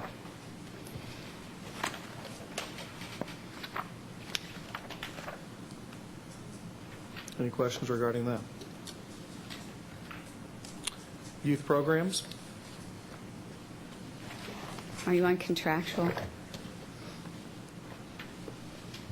Oh. Yeah, we can go to the contractual. That's, I'm sorry. Contractual? That actually, we've got a $6,000 reduction there. Sorry, I'm going to get to the contractual. For youth programs, that's on page 9 of our contractual book. Yeah, typically we take the kids involved in that program to the zoo, we take them swimming, and bowling was a part of that. So we had a $6,000 item in there for bowling, to take the kids bowling over the summer once a week. They decided not to do that this last year, and they did other activities outdoors, so we decided to reduce the contractual by that number. Okay. Any other questions regarding that? Hardkey, and there is a CIP on Hardkey on page 30. It's page 42 of our budget book and 10 of contractual services. Slight reduction in the overall budget. It looks like it's 10,000 down in salaries, and that's the lion's share of that.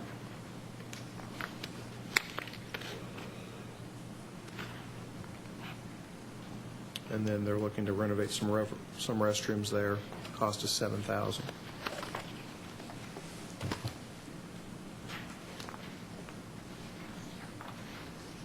Otherwise in line and reduced. Any questions regarding Harkey? All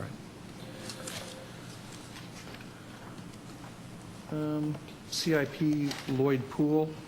I know we've talked about the expenditure side of that already. I'm just kind of going through the CIP here, page 31. You're bouncing around. You told me you weren't going to do that. I'm sorry to do that. The largest number on there on the CIP, is to renovate the building heater. To do a new one is $85,000. We made the decision knowing we've got a End-of-life issue. and so we're able to renovate that for $35,000. It just doesn't heat the building properly anymore, and it is original. So. All right. Any questions on that? No? Turning the page on CIP, 32 is Moto Park. I actually was contacted by somebody who goes out there. There's a lot of soccer being played out there these days. And it's my understanding that I think nothing's been done out there since like 1996 or something. I mean, well, since 2009, we've done $8,000, and that's basically in gravel and my maintenance crew time. Yeah. So if you look at what Mater Dei has done out there, and if you haven't been out there, go see what they've got going on. They run about 500-600 kids out there with soccer during their seasons, and they have spent well over $200,000 out there. So this is asking to pave a parking area in between their soccer fields, and that's basically what we maintain, is the area that's from fence to fence out there. And they've got a lot of kids that run back and forth across that road from one field to the other field to the concession stand, and parking is a nightmare out there. So what we would do is do this in 3 different phases, and the first phase would be the $42,000. Who's responsible for the road that goes from St. Joe to the actual soccer fields? That would be If parks. the asphalt does change to suddenly landmine type of, it becomes a dirt road with a whole pathway along. It's almost like there's a different jurisdiction. I don't- To take care of that road, the parking lot? To take care of that road, I think is about $150,000.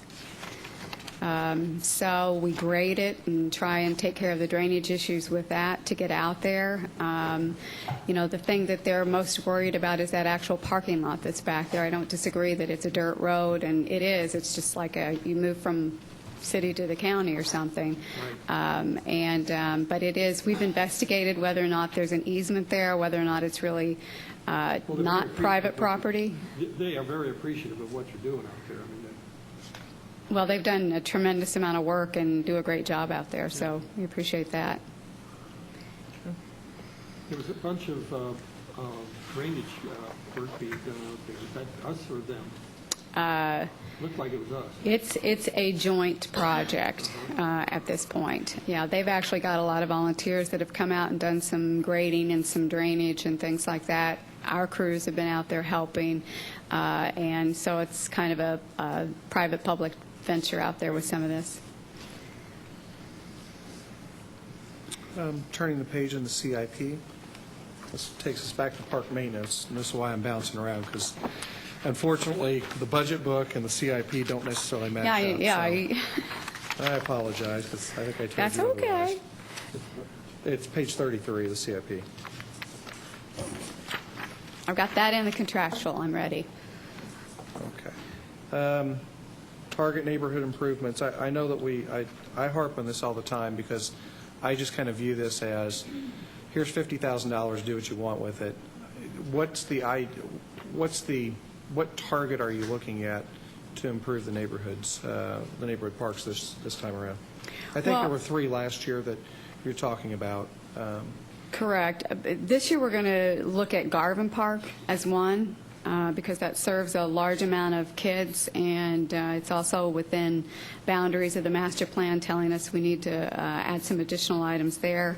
TP will continue to improve TP Park. We're going to demo the bathhouse there in September, and we do have some funding that we're going to do parking lot there. We've got security issues with improper lighting, so we're looking at that. A soccer field is going in there. The basketball court should be up and going once we get the money allotted to the foundation from DMD. And then we're going to look at... Denise, the basketball sorry. courts at TP is going to be paid out of a fund from Department of Metropolitan Development. Yes, yeah, CDGB. Yes, there is $25,000, I think, that Kelly's got coming for that. And then we're going to look at Diamond Valley. That's a location that was mentioned in the master plan about we need some items for the 60 and 65 and up category. So we're going to look at putting some new things in there for that age group. All right. You got some asphalt repairs, striping, the restroom renovation. Where's that going to be, or is that just general? That's actually new stalls, toilets, sinks, and electrical at Howell Park in Wesselman. Okay. And then picnic tables and chairs. We've never really had that before.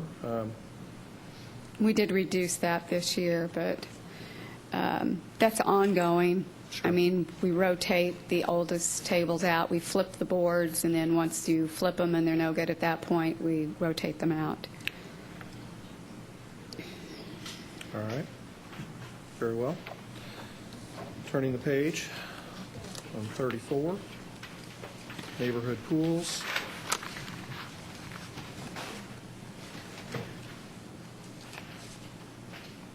Sump pump, pumps, cash registers, structural improvements. I understand the structural improvements out of Riverboat, but the other stuff seems like just maintenance and upkeep kind of stuff.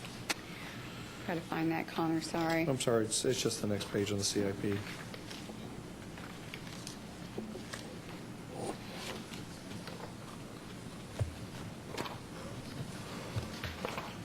Okay. It's a relatively small amount, but paying for it out of Riverboat funds as opposed to the... Which, and I'm sorry, I was I'm sorry, looking, no, what it's- item were you referring to It's specifically? neighborhood pools. Right. In the CIP, it's the second, third, and fourth entries. The cash registers and the Yeah. sump pump and the chlorinator. I mean, it seems like small equipment, but... Right. But you're putting it there because somebody said you can, right? Well, it helps us out with our operating budget Right. to be able to purchase an item. And those are items that I would consider capital because we can use them for years, and we can rotate them amongst the pools and use them, actually. Okay. The cash registers, that is a good story.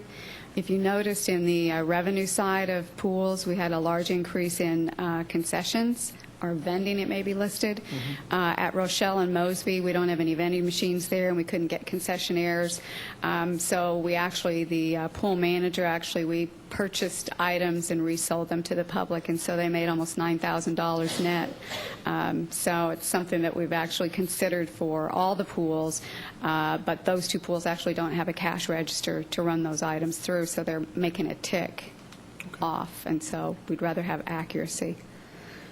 You're dealing with cash, I understand. Okay. Then we went back on Nature Center and Howell Wetlands. Tell me about this boardwalk at Howell. I mean, is this a brand-new boardwalk, or is this to replace the? That's partial, and it's to actually replace the boards and refurbish all the areas where it floods, water stands over it, it deteriorates, and it's time that it gets some attention. It's supposed to flood, though, right? It is a wetland. Who said that? I did. No. That's correct. Okay, that's, I think that may be all of the CIP that, well, are you going to deal with golf courses, or you're going to do the golf courses too? Mm-hmm. Okay. Well, let's go there then, since that's the next part of the CIP. Fendrick, which is page, well, you got golf administration and then Fendrick Golf Course on page 44 of our budget book. 10 of our contractual services and 36 of And CIP. you're doing, are you going to do contractual expenses and revenue all at the same time? Yeah, so I'll try to do all in the same, as long as we have. Just bear with me whenever that's all right. I'll give to you a get to second. what I need.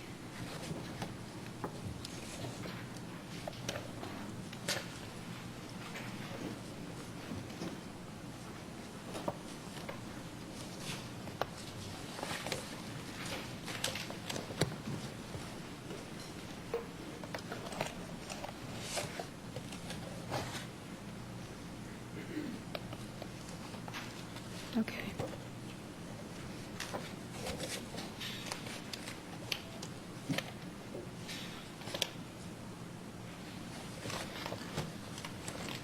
Which one are you going to start with? Contractuals on page 10.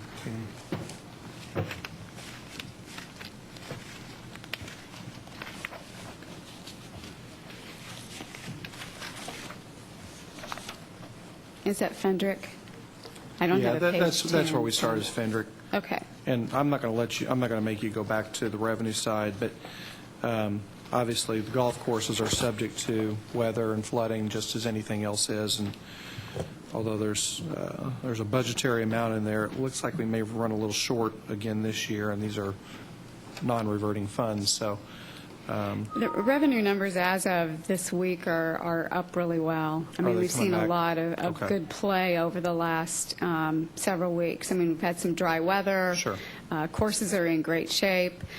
So play has been good. catching up a little bit. Yes. All right. Okay. That's just the revenue side, and of course, that's just kind of historical, because you can't really determine whether or not They've been down there's... a lot. I'm sorry? They've been down or closed a lot because of weather. I think the only thing I might ask about this is, because I think it was in the paper, is the restaurant at Helfrich, Toast, I think is what it's called. Toast. I know there were some chirps about that anyway. Is that going to show a reduction in revenue on the concession side of there, or A reduction in revenue? Well, you know, we negotiated, because she was putting $170,000 of her own money into the renovations. We decided to forego our royalty fee until August. So August 5th began our first year as being paid royalties, and we get a 3% this year, we get 7% next year, and then the contract expires, and she'll move to the 15% that we have with other facilities. Okay. So if you calculate based upon what she's done from the end of March through end of July, less taxes, gross less taxes, we would get close to $6,000 at this point from her on 3%. So we're hoping that that's a revenue generator, not a... I know it's done well, but, you know, there's some people that are a little upset because they don't have the same access they did before. We're working through golfers those anyway. issues. We are working through those issues. I'm happy to say that, you know, there's a good relationship now between the men's club at Helfrich and Toast. They're having their meetings there, and that relationship seems to be going much better. We continue to monitor and try and advise and guide her that we need to support the large asset out the window. Is that something that might be replicated at Fendrick? Depending on how the next year turns out? Well, the Freiburgers do a good job. Sure. And I think if I change the Freiburgers, I might have several that would like to string me up by a tree. So, but, maybe when Jerry decides to retire, we can think about that. But we are hoping that she does a lot of special events, October, November, and December, and she told me she has 4 wedding receptions in December, so we're hoping that, well, that generally sits empty and no revenue, we're going to get some revenue off of it in the latter part of the year. So there's no real rush to do this at all the facilities. It's just that was an opportunity that surfaced and took advantage of it. I think there's an opportunity to do something like this at Swander. She's actually the concessionaire at Swander, and you've been out there. Historically, there's that's been a lot problem. of people. It Yeah. is. It's a problem, but I think there's some opportunity there. Okay. Fendrick, the expenses are actually down. They're not asking for anything out of CIP.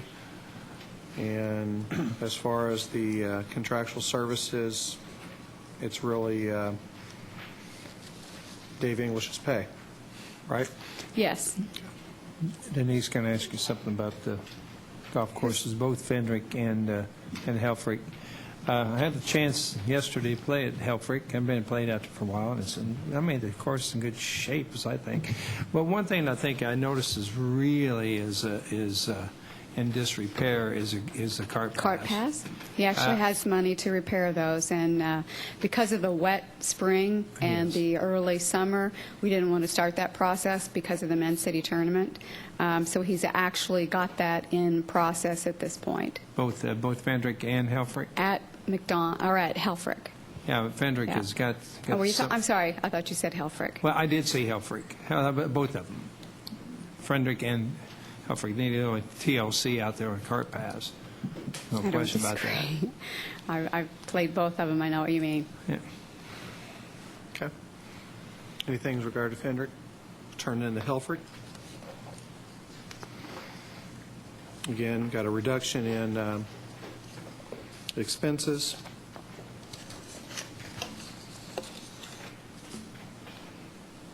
Contractual services are Dave McAtee's pay, largely.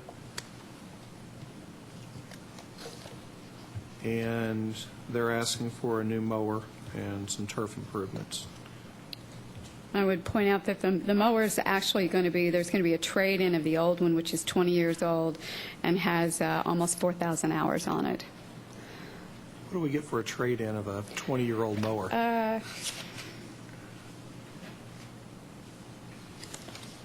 Not a lot. I wouldn't think so. $500 on a it's probably 20-year-old. scrap value, right? Okay. Any questions with regard to Helfrich? McDonald's?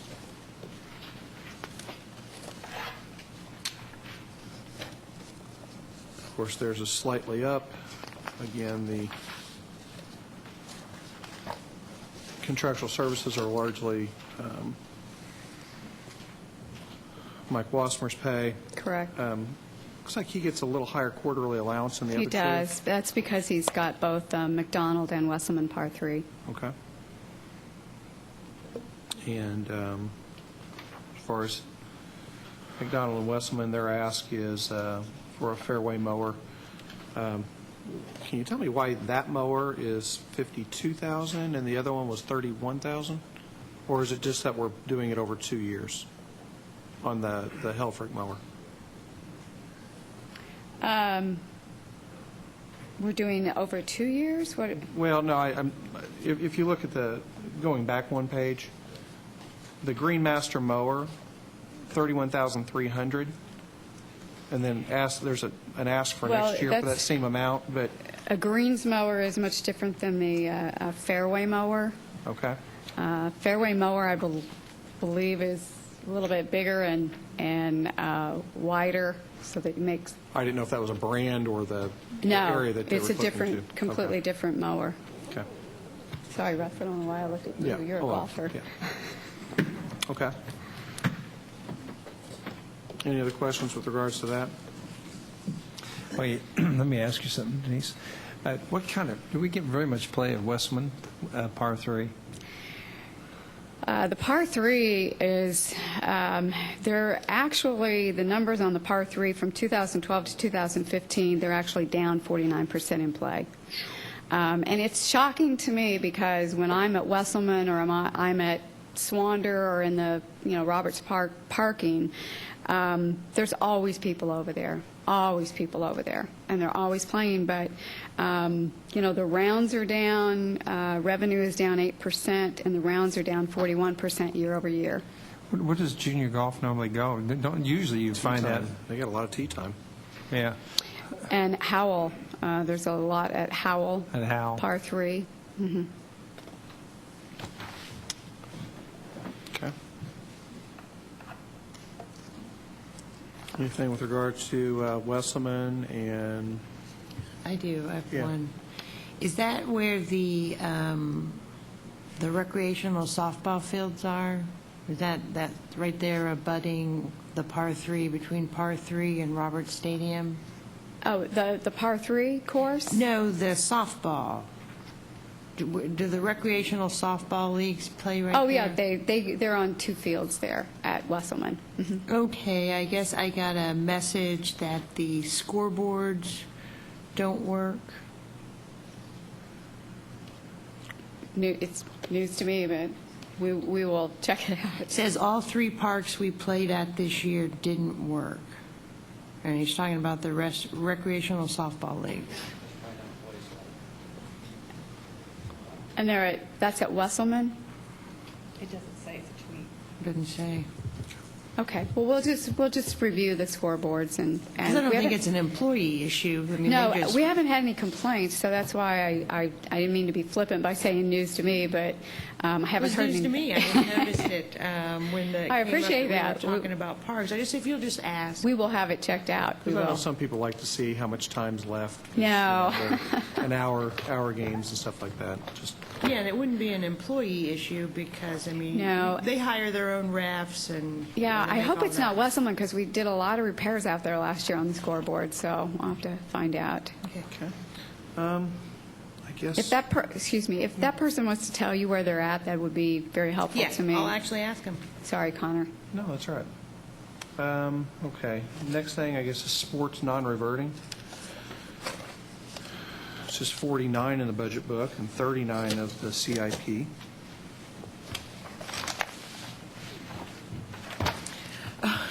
Apparently somebody's watching. It says Wesselman's usually doesn't work and the Lamasco Field sometimes doesn't work. And then also we have page 10 of contractual services. Of course, we've got umpire services, 38,000. Talk about largely softball here, I'm sure, aren't we? Correct. So that's the lion's share of the, more than half anyway of, well, it's really officials are the most. We've got some gym rental at the YMCA. Correct.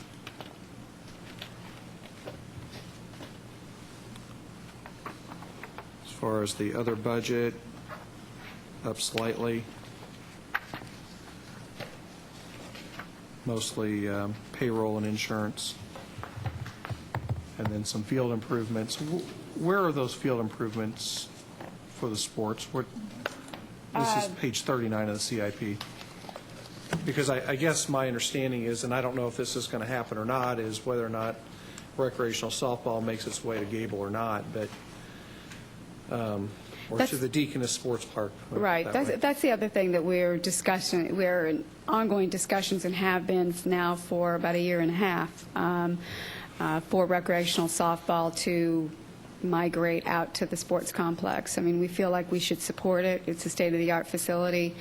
My fields can't compete with it, and it's sort of like you do one or the other. So we're discussing it. I think it's favorable to CVB that we do it in 2016 as well as Gable. But again, we're still in the talking stage of it. But from all I understand from the CVB, they're going to take both the softball and the soccer complex. And honestly, it would allow for midweek play, because there's not a lot of weekend recreational softball. So the tournaments are going to fill the weekends, and then throughout the week, you can keep concessionaires going, and have a lively bunch out there. Correct, and Monday they've through got 8 Thursday. fields, so they could handle, our teams out there really well. What is the number of teams that are playing softball right now? Figured you'd have that. But I've got everything all jumbled up now. It's all out of order.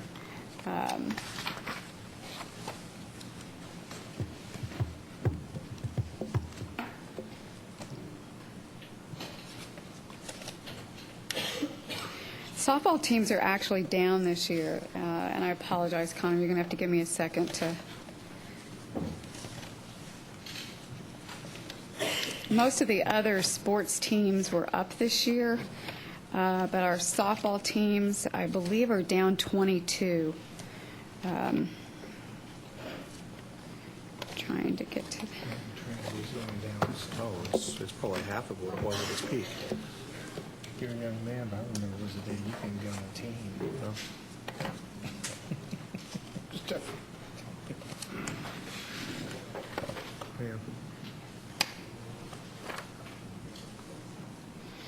Softball was actually down 22 teams, and the number, we do this by winter, fall, spring sessions, so we're not completely sure of what fall season might be like. But softball this year, spring we had 74 teams, which was down 9 from last year. Summer 11, which you're a softball player, maybe you know what that is. It was 89, so it was down 4. And then summer 11, which is the co-ed rec, I guess, is at 32, which is down 5. The thing is, if we were able to move that out to Gable throughout the week, we might see a spike a little bit because of better facilities, right? You That'd be the might hope see anyway. you might see a spike. It might dip originally, maybe because because of the change. Sure. But I think once people are out there and they see the state-of-the-art facility, and I think there'll be an increase, especially of the serious players. I think the travel teams will probably be out there more. We had a meeting with a lot of the. We tried to take a wide variety of softball players and meet with them and meet with the CVB for the discussion. And I think once the discussion was over, they felt much better than they did before. So, Denise, if you lived on the west side, far west side of town, is there any facilities over there that people can play softball? On the far- Softball? Yes. There's one at Howell. Is there There used to be one at Howell? Howell, and Golfmore, are we still going to keep those going? Oh, you got the Nut Club field, too. You will be doing those? La Mastro. yeah, yeah. Well, the only reason I say that because I've had some people talk about it. They thought that they were going to shut those down just from the public. Well, and in all actuality, with those fields that we would transfer softball out to the complex, there's a lot of fields that are actually a lot of entities like Golfmore, Highland Baseball. They're just waiting to get at some of those fields because they have such growing numbers in their ball programs that they need additional fields. So they probably would be taken over with a park use permit and roll into a ball league of some sort. And in answer to your CIP question, the funding for that's in sports is actually, that covers all the fields. Sure. So It's just new seed. It's sand, clay, that sort of thing. anything else? Do you have anything we haven't covered? I know I've bounced around a little bit, but I've tried to. I have a mess up here. I know. Well, there's a CIP on the soccer complex. I'm sorry. And that's 42. I Missed think that. that is about the same. That's $8,000. Yes, and that is strictly for, that's fertilizer, seed, chemicals, Okay. for all the fields out there at Gable. And I think that covers it, but for the zoo. That's not me. I've done the best I can to try to, well, I know I've confused you, but That's all right. If you have any more questions, just let me know. Will do, will do. Thank you very much. Thank you. All right. Amos and Eric, or Eric and Amos, I'm not sure.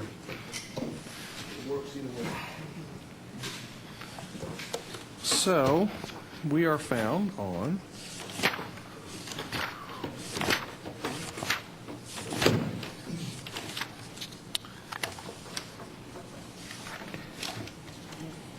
it's 39 of the budget book, 40 of CIP, and contractual services, page 8. The floor is yours.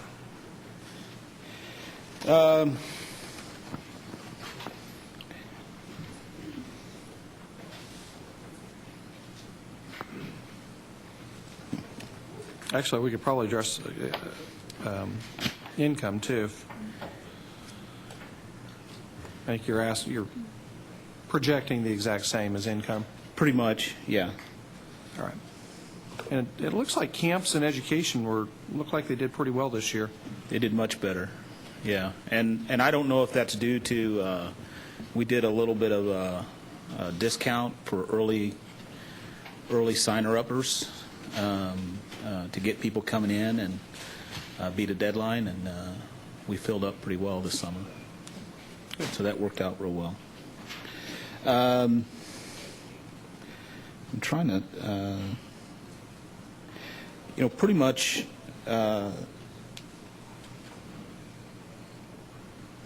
we are running about the same for revenue. Yeah. And we're really not doing something significant to increase revenue. You really need to put something major into the zoo to drive that at Mission Gate. Of course, we're working on that, but this year we didn't. We had a rotational exhibit in to continue to drive interest so that at least we remain flat in our attendance, which helps our revenues. And I think we're going to come out again at about the same attendance number. So you're going to likely see the same performance. I will say, for every bit of investment we put into our novelties, we double that money. So however much you give us, we can pretty much turn that around in our gift shop. That works out real well. Yes, John. Yeah, Anything Amos, specific? I went back and I was just kind of looking the trend we had. Looks like in 2002 we lost about 3.1 million at the zoo. 2012? No, 3.2 million. When? 12. 2012? And in 13 we lost 3.1 million, and then in 14 back to 3.3 million. And for year to date we lost 1.6 million. I'm looking at trends that we've had. And so obviously we can somehow drive more revenue. I don't say how you're going to be able to cut costs anymore, do you? I mean, I'm not seeing your costs pretty well flatlined. That's correct. Yeah. Actually, it'll get broader. I'm sorry? The deficit will get larger because our expenses will change, and without anything new, the revenues will stay the same. Same. And therein lies the issue, right? Because And- you look at your CIP, on that side of it, there's a grand total of a $77,000 ask. That's correct. Which are, these are like veterinary equipment, some computers, some renovations. I think you said is painting in Amazonia. But if you look out, when you're talking about what are the revenue drivers, and those are new exhibits, big new exhibits that cost a lot of money, you're looking out at I understand, look, these are requests and all these things, but, 2017, these are place fillers, $750,000 for the Clee building renovations, $3 million for the new African area lion exhibit design. Asian animal barns, $250,000. Asian cat holding, $150,000. New Gibbon mesh viewing window, $100,000. Actually, it's maybe two of those. That's just next year for $5 million. Of course, this would all come from Riverboat, which, look, ultimately, everybody's got to make a decision. Are we going to invest to drive revenue to decrease the loss in the zoo? Well, And the bigger question to me is what does the community want the zoo to be, and be to the community? The zoo has the capability to drive a high economic impact for the community, but you got to invest in it. And if you invest every 8 years, it's going to remain relatively flat. You'll get a little bump, and it'll flatten out again. You have to time it so that as you build excitement and you get people coming in, and then you want to build excitement again while your attendance is high to get it to grow, and then you're going to start inflating your revenues. You're going to start making more money. And with coming the more in, you're money going to being drive reinvested. Right, you can drive attendance, but we're not on that track. We're behind the 8 ball. Now we're further behind the 8 ball to try to drive excitement to get people back into the zoo. And, and then just to pick up on where I left off on that, you're talking driving excitement, this is the African area construction gets put off again. That's a $25 million price tag. Now it's being pushed off to 18. And I suspect that if we come here next year, or 17 anyway, it'll be pushed off to 19. It's a never-ending, we see it in our future, but we're not willing to commit that because it's largely going to come out of Riverboat money or some bonding source.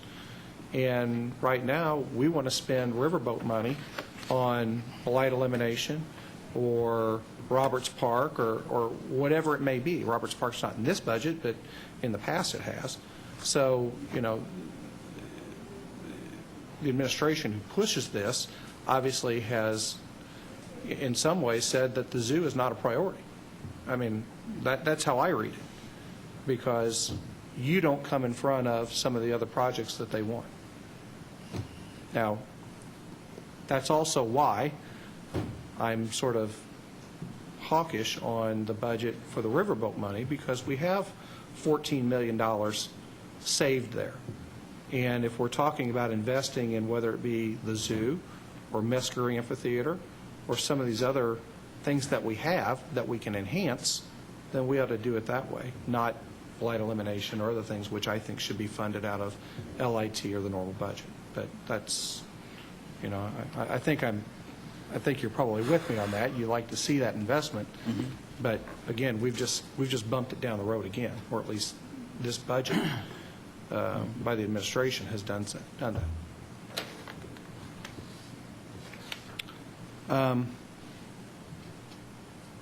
I think the one thing that's on here, the liability insurance, they had moved that over to Mesker. I think it'll probably come back into your line item, which will basically make you go up about $100,000 year over year, of which most of that is just salaries. And I assume that you've got Teamster employees, and so that'll be that 53 pay year involved in that. Correct.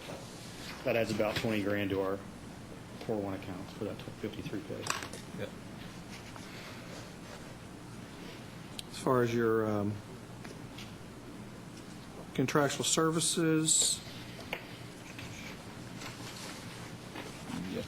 I guess I'm off a little bit on this. Your contractual services, you show 62,000, but my book shows 220,000. Russ, is there a? Mine shows 220. Oh, I'm sorry. I'm looking. I'm sorry. I'm looking at a different. I turned the page. My God. You're right. Yeah, I was on Swander for some reason. That's the next page. Okay. And that's flat year over year.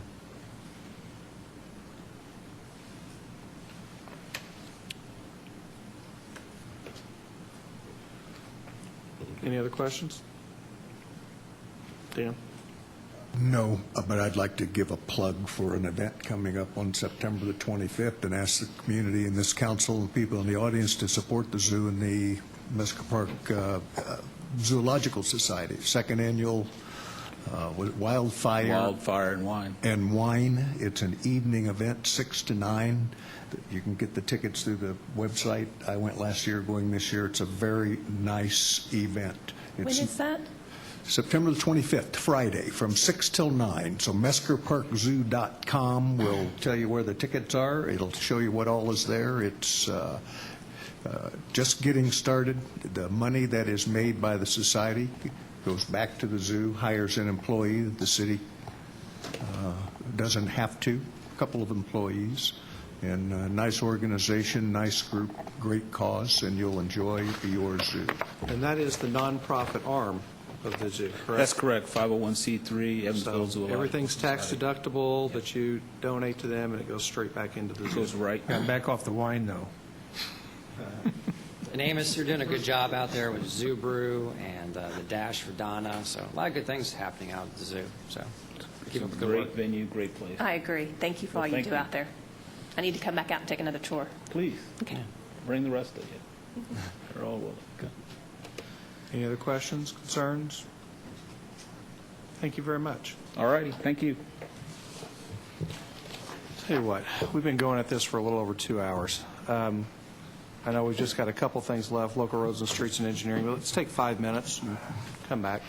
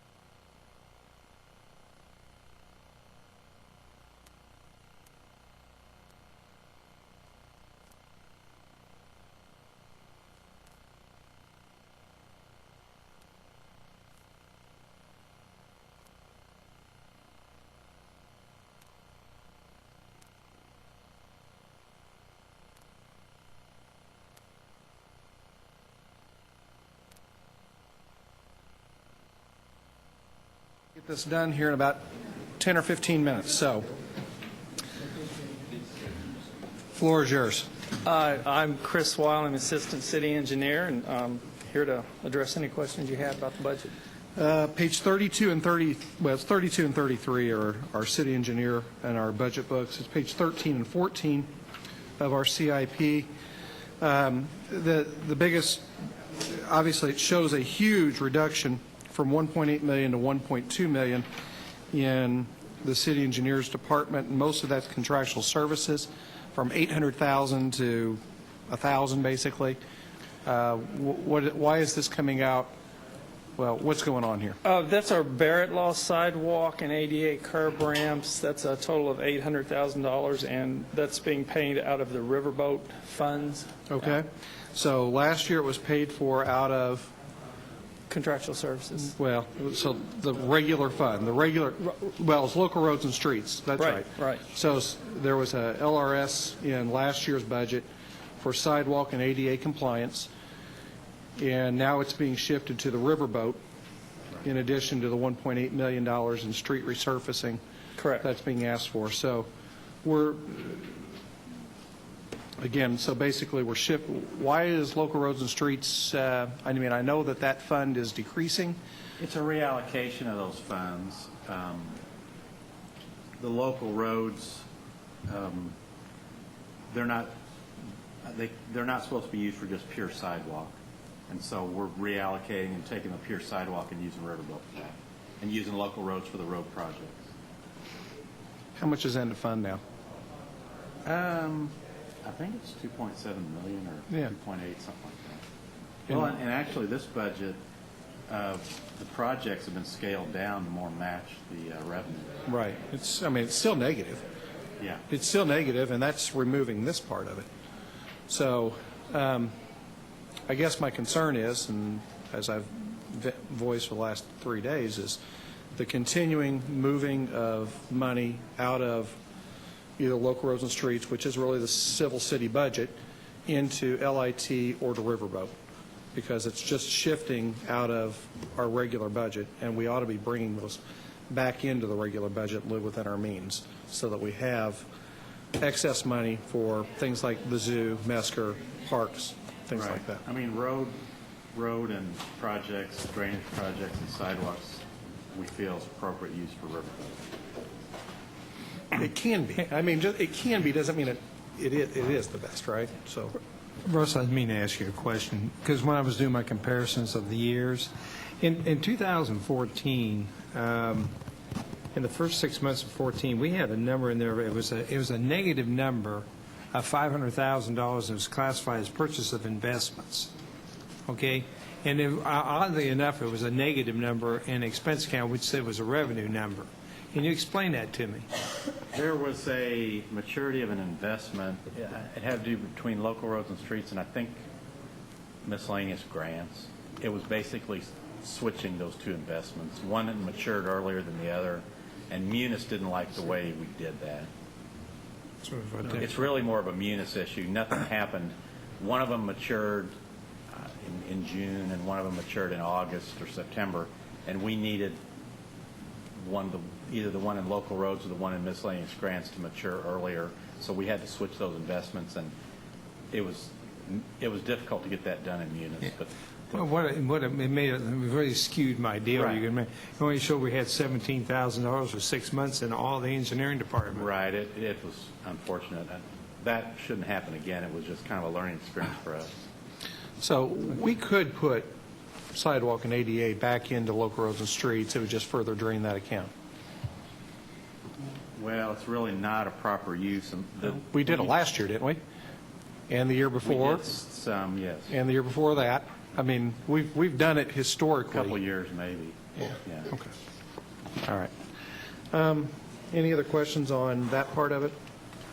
Let's flip over then to page 14, and then also page 33, really. And looks like we've got some projects, really continuing projects and traffic control upgrades. Yes. Other than that, it's really the Washington-Weinbach interchange that we'll be working on this year. Is that it? For our federal aid LPA projects? Well, I'm just looking at, yeah. Yeah, I can explain those. Sure, Like go ahead. The Southeast Second project, that's Southeast Second in Washington is a traffic calming project, and it's progressing well. We have $250,000 required for right-of-way engineering, land acquisition, and preliminary engineering. And we have a Weinbach Road diet, funds required for right-of-way engineering and land acquisition costs. That's a project that we pay 100% up front, and then we're reimbursed 80% from federal funds. The Washington at 2nd Street, is that reimbursed at 80% or is it not? Because does it have to go through metropolitan planning to get the reimbursement, the federal reimbursement? Let me check here.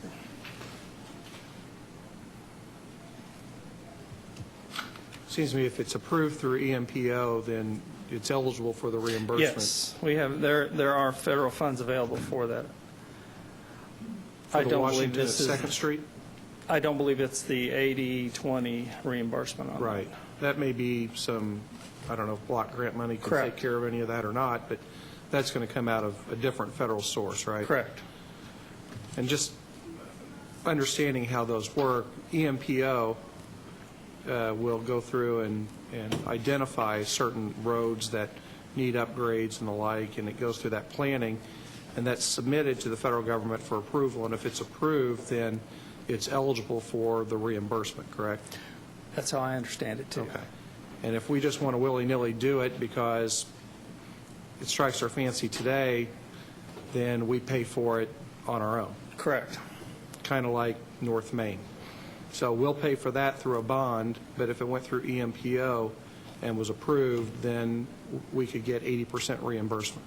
That's my understanding, too. All right, interesting. A couple of questions. Sure. On the ADA crosswalks, I know this is kind of out.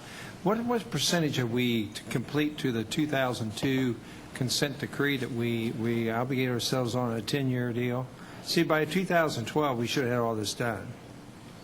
But I understand we haven't. What's the percentage of the crosswalks have been completed? Do you know? We did 224 in 2014, and You're talking about intersections. correct, the curb ramps. Okay, yeah. Correct. I do not have the percentage complete on that, but I can get that to you. It'd be interesting because, as you well know, we agreed to consent to have it done in 10 Sure. years. You know, the DOJ could come in, they wanted to, and just slam us. They wanted to do that. Yes. Yeah, we're aware of that, so we have a contingency out there. One thing I got to ask Russ on this. Oh, great. Yeah.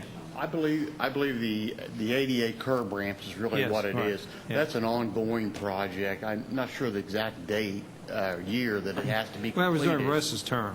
Russ, you signed this back in 2002. Well, there was a consent decree, but Yeah. it didn't say how fast it had to be I done. thought it was a 10-year deal. It wasn't 10? So whenever we get to it? Okay. One other thing, Russ, I got to ask you this, too, and this skewed my deal here. Back in 14, we had on the Oak Hill reconstruction, is that the reimbursement we got from the feds of $1,477,000? This is in 14, because it skewed my deal, because it shows up as an income item. Yeah. Was that the federal reimbursement?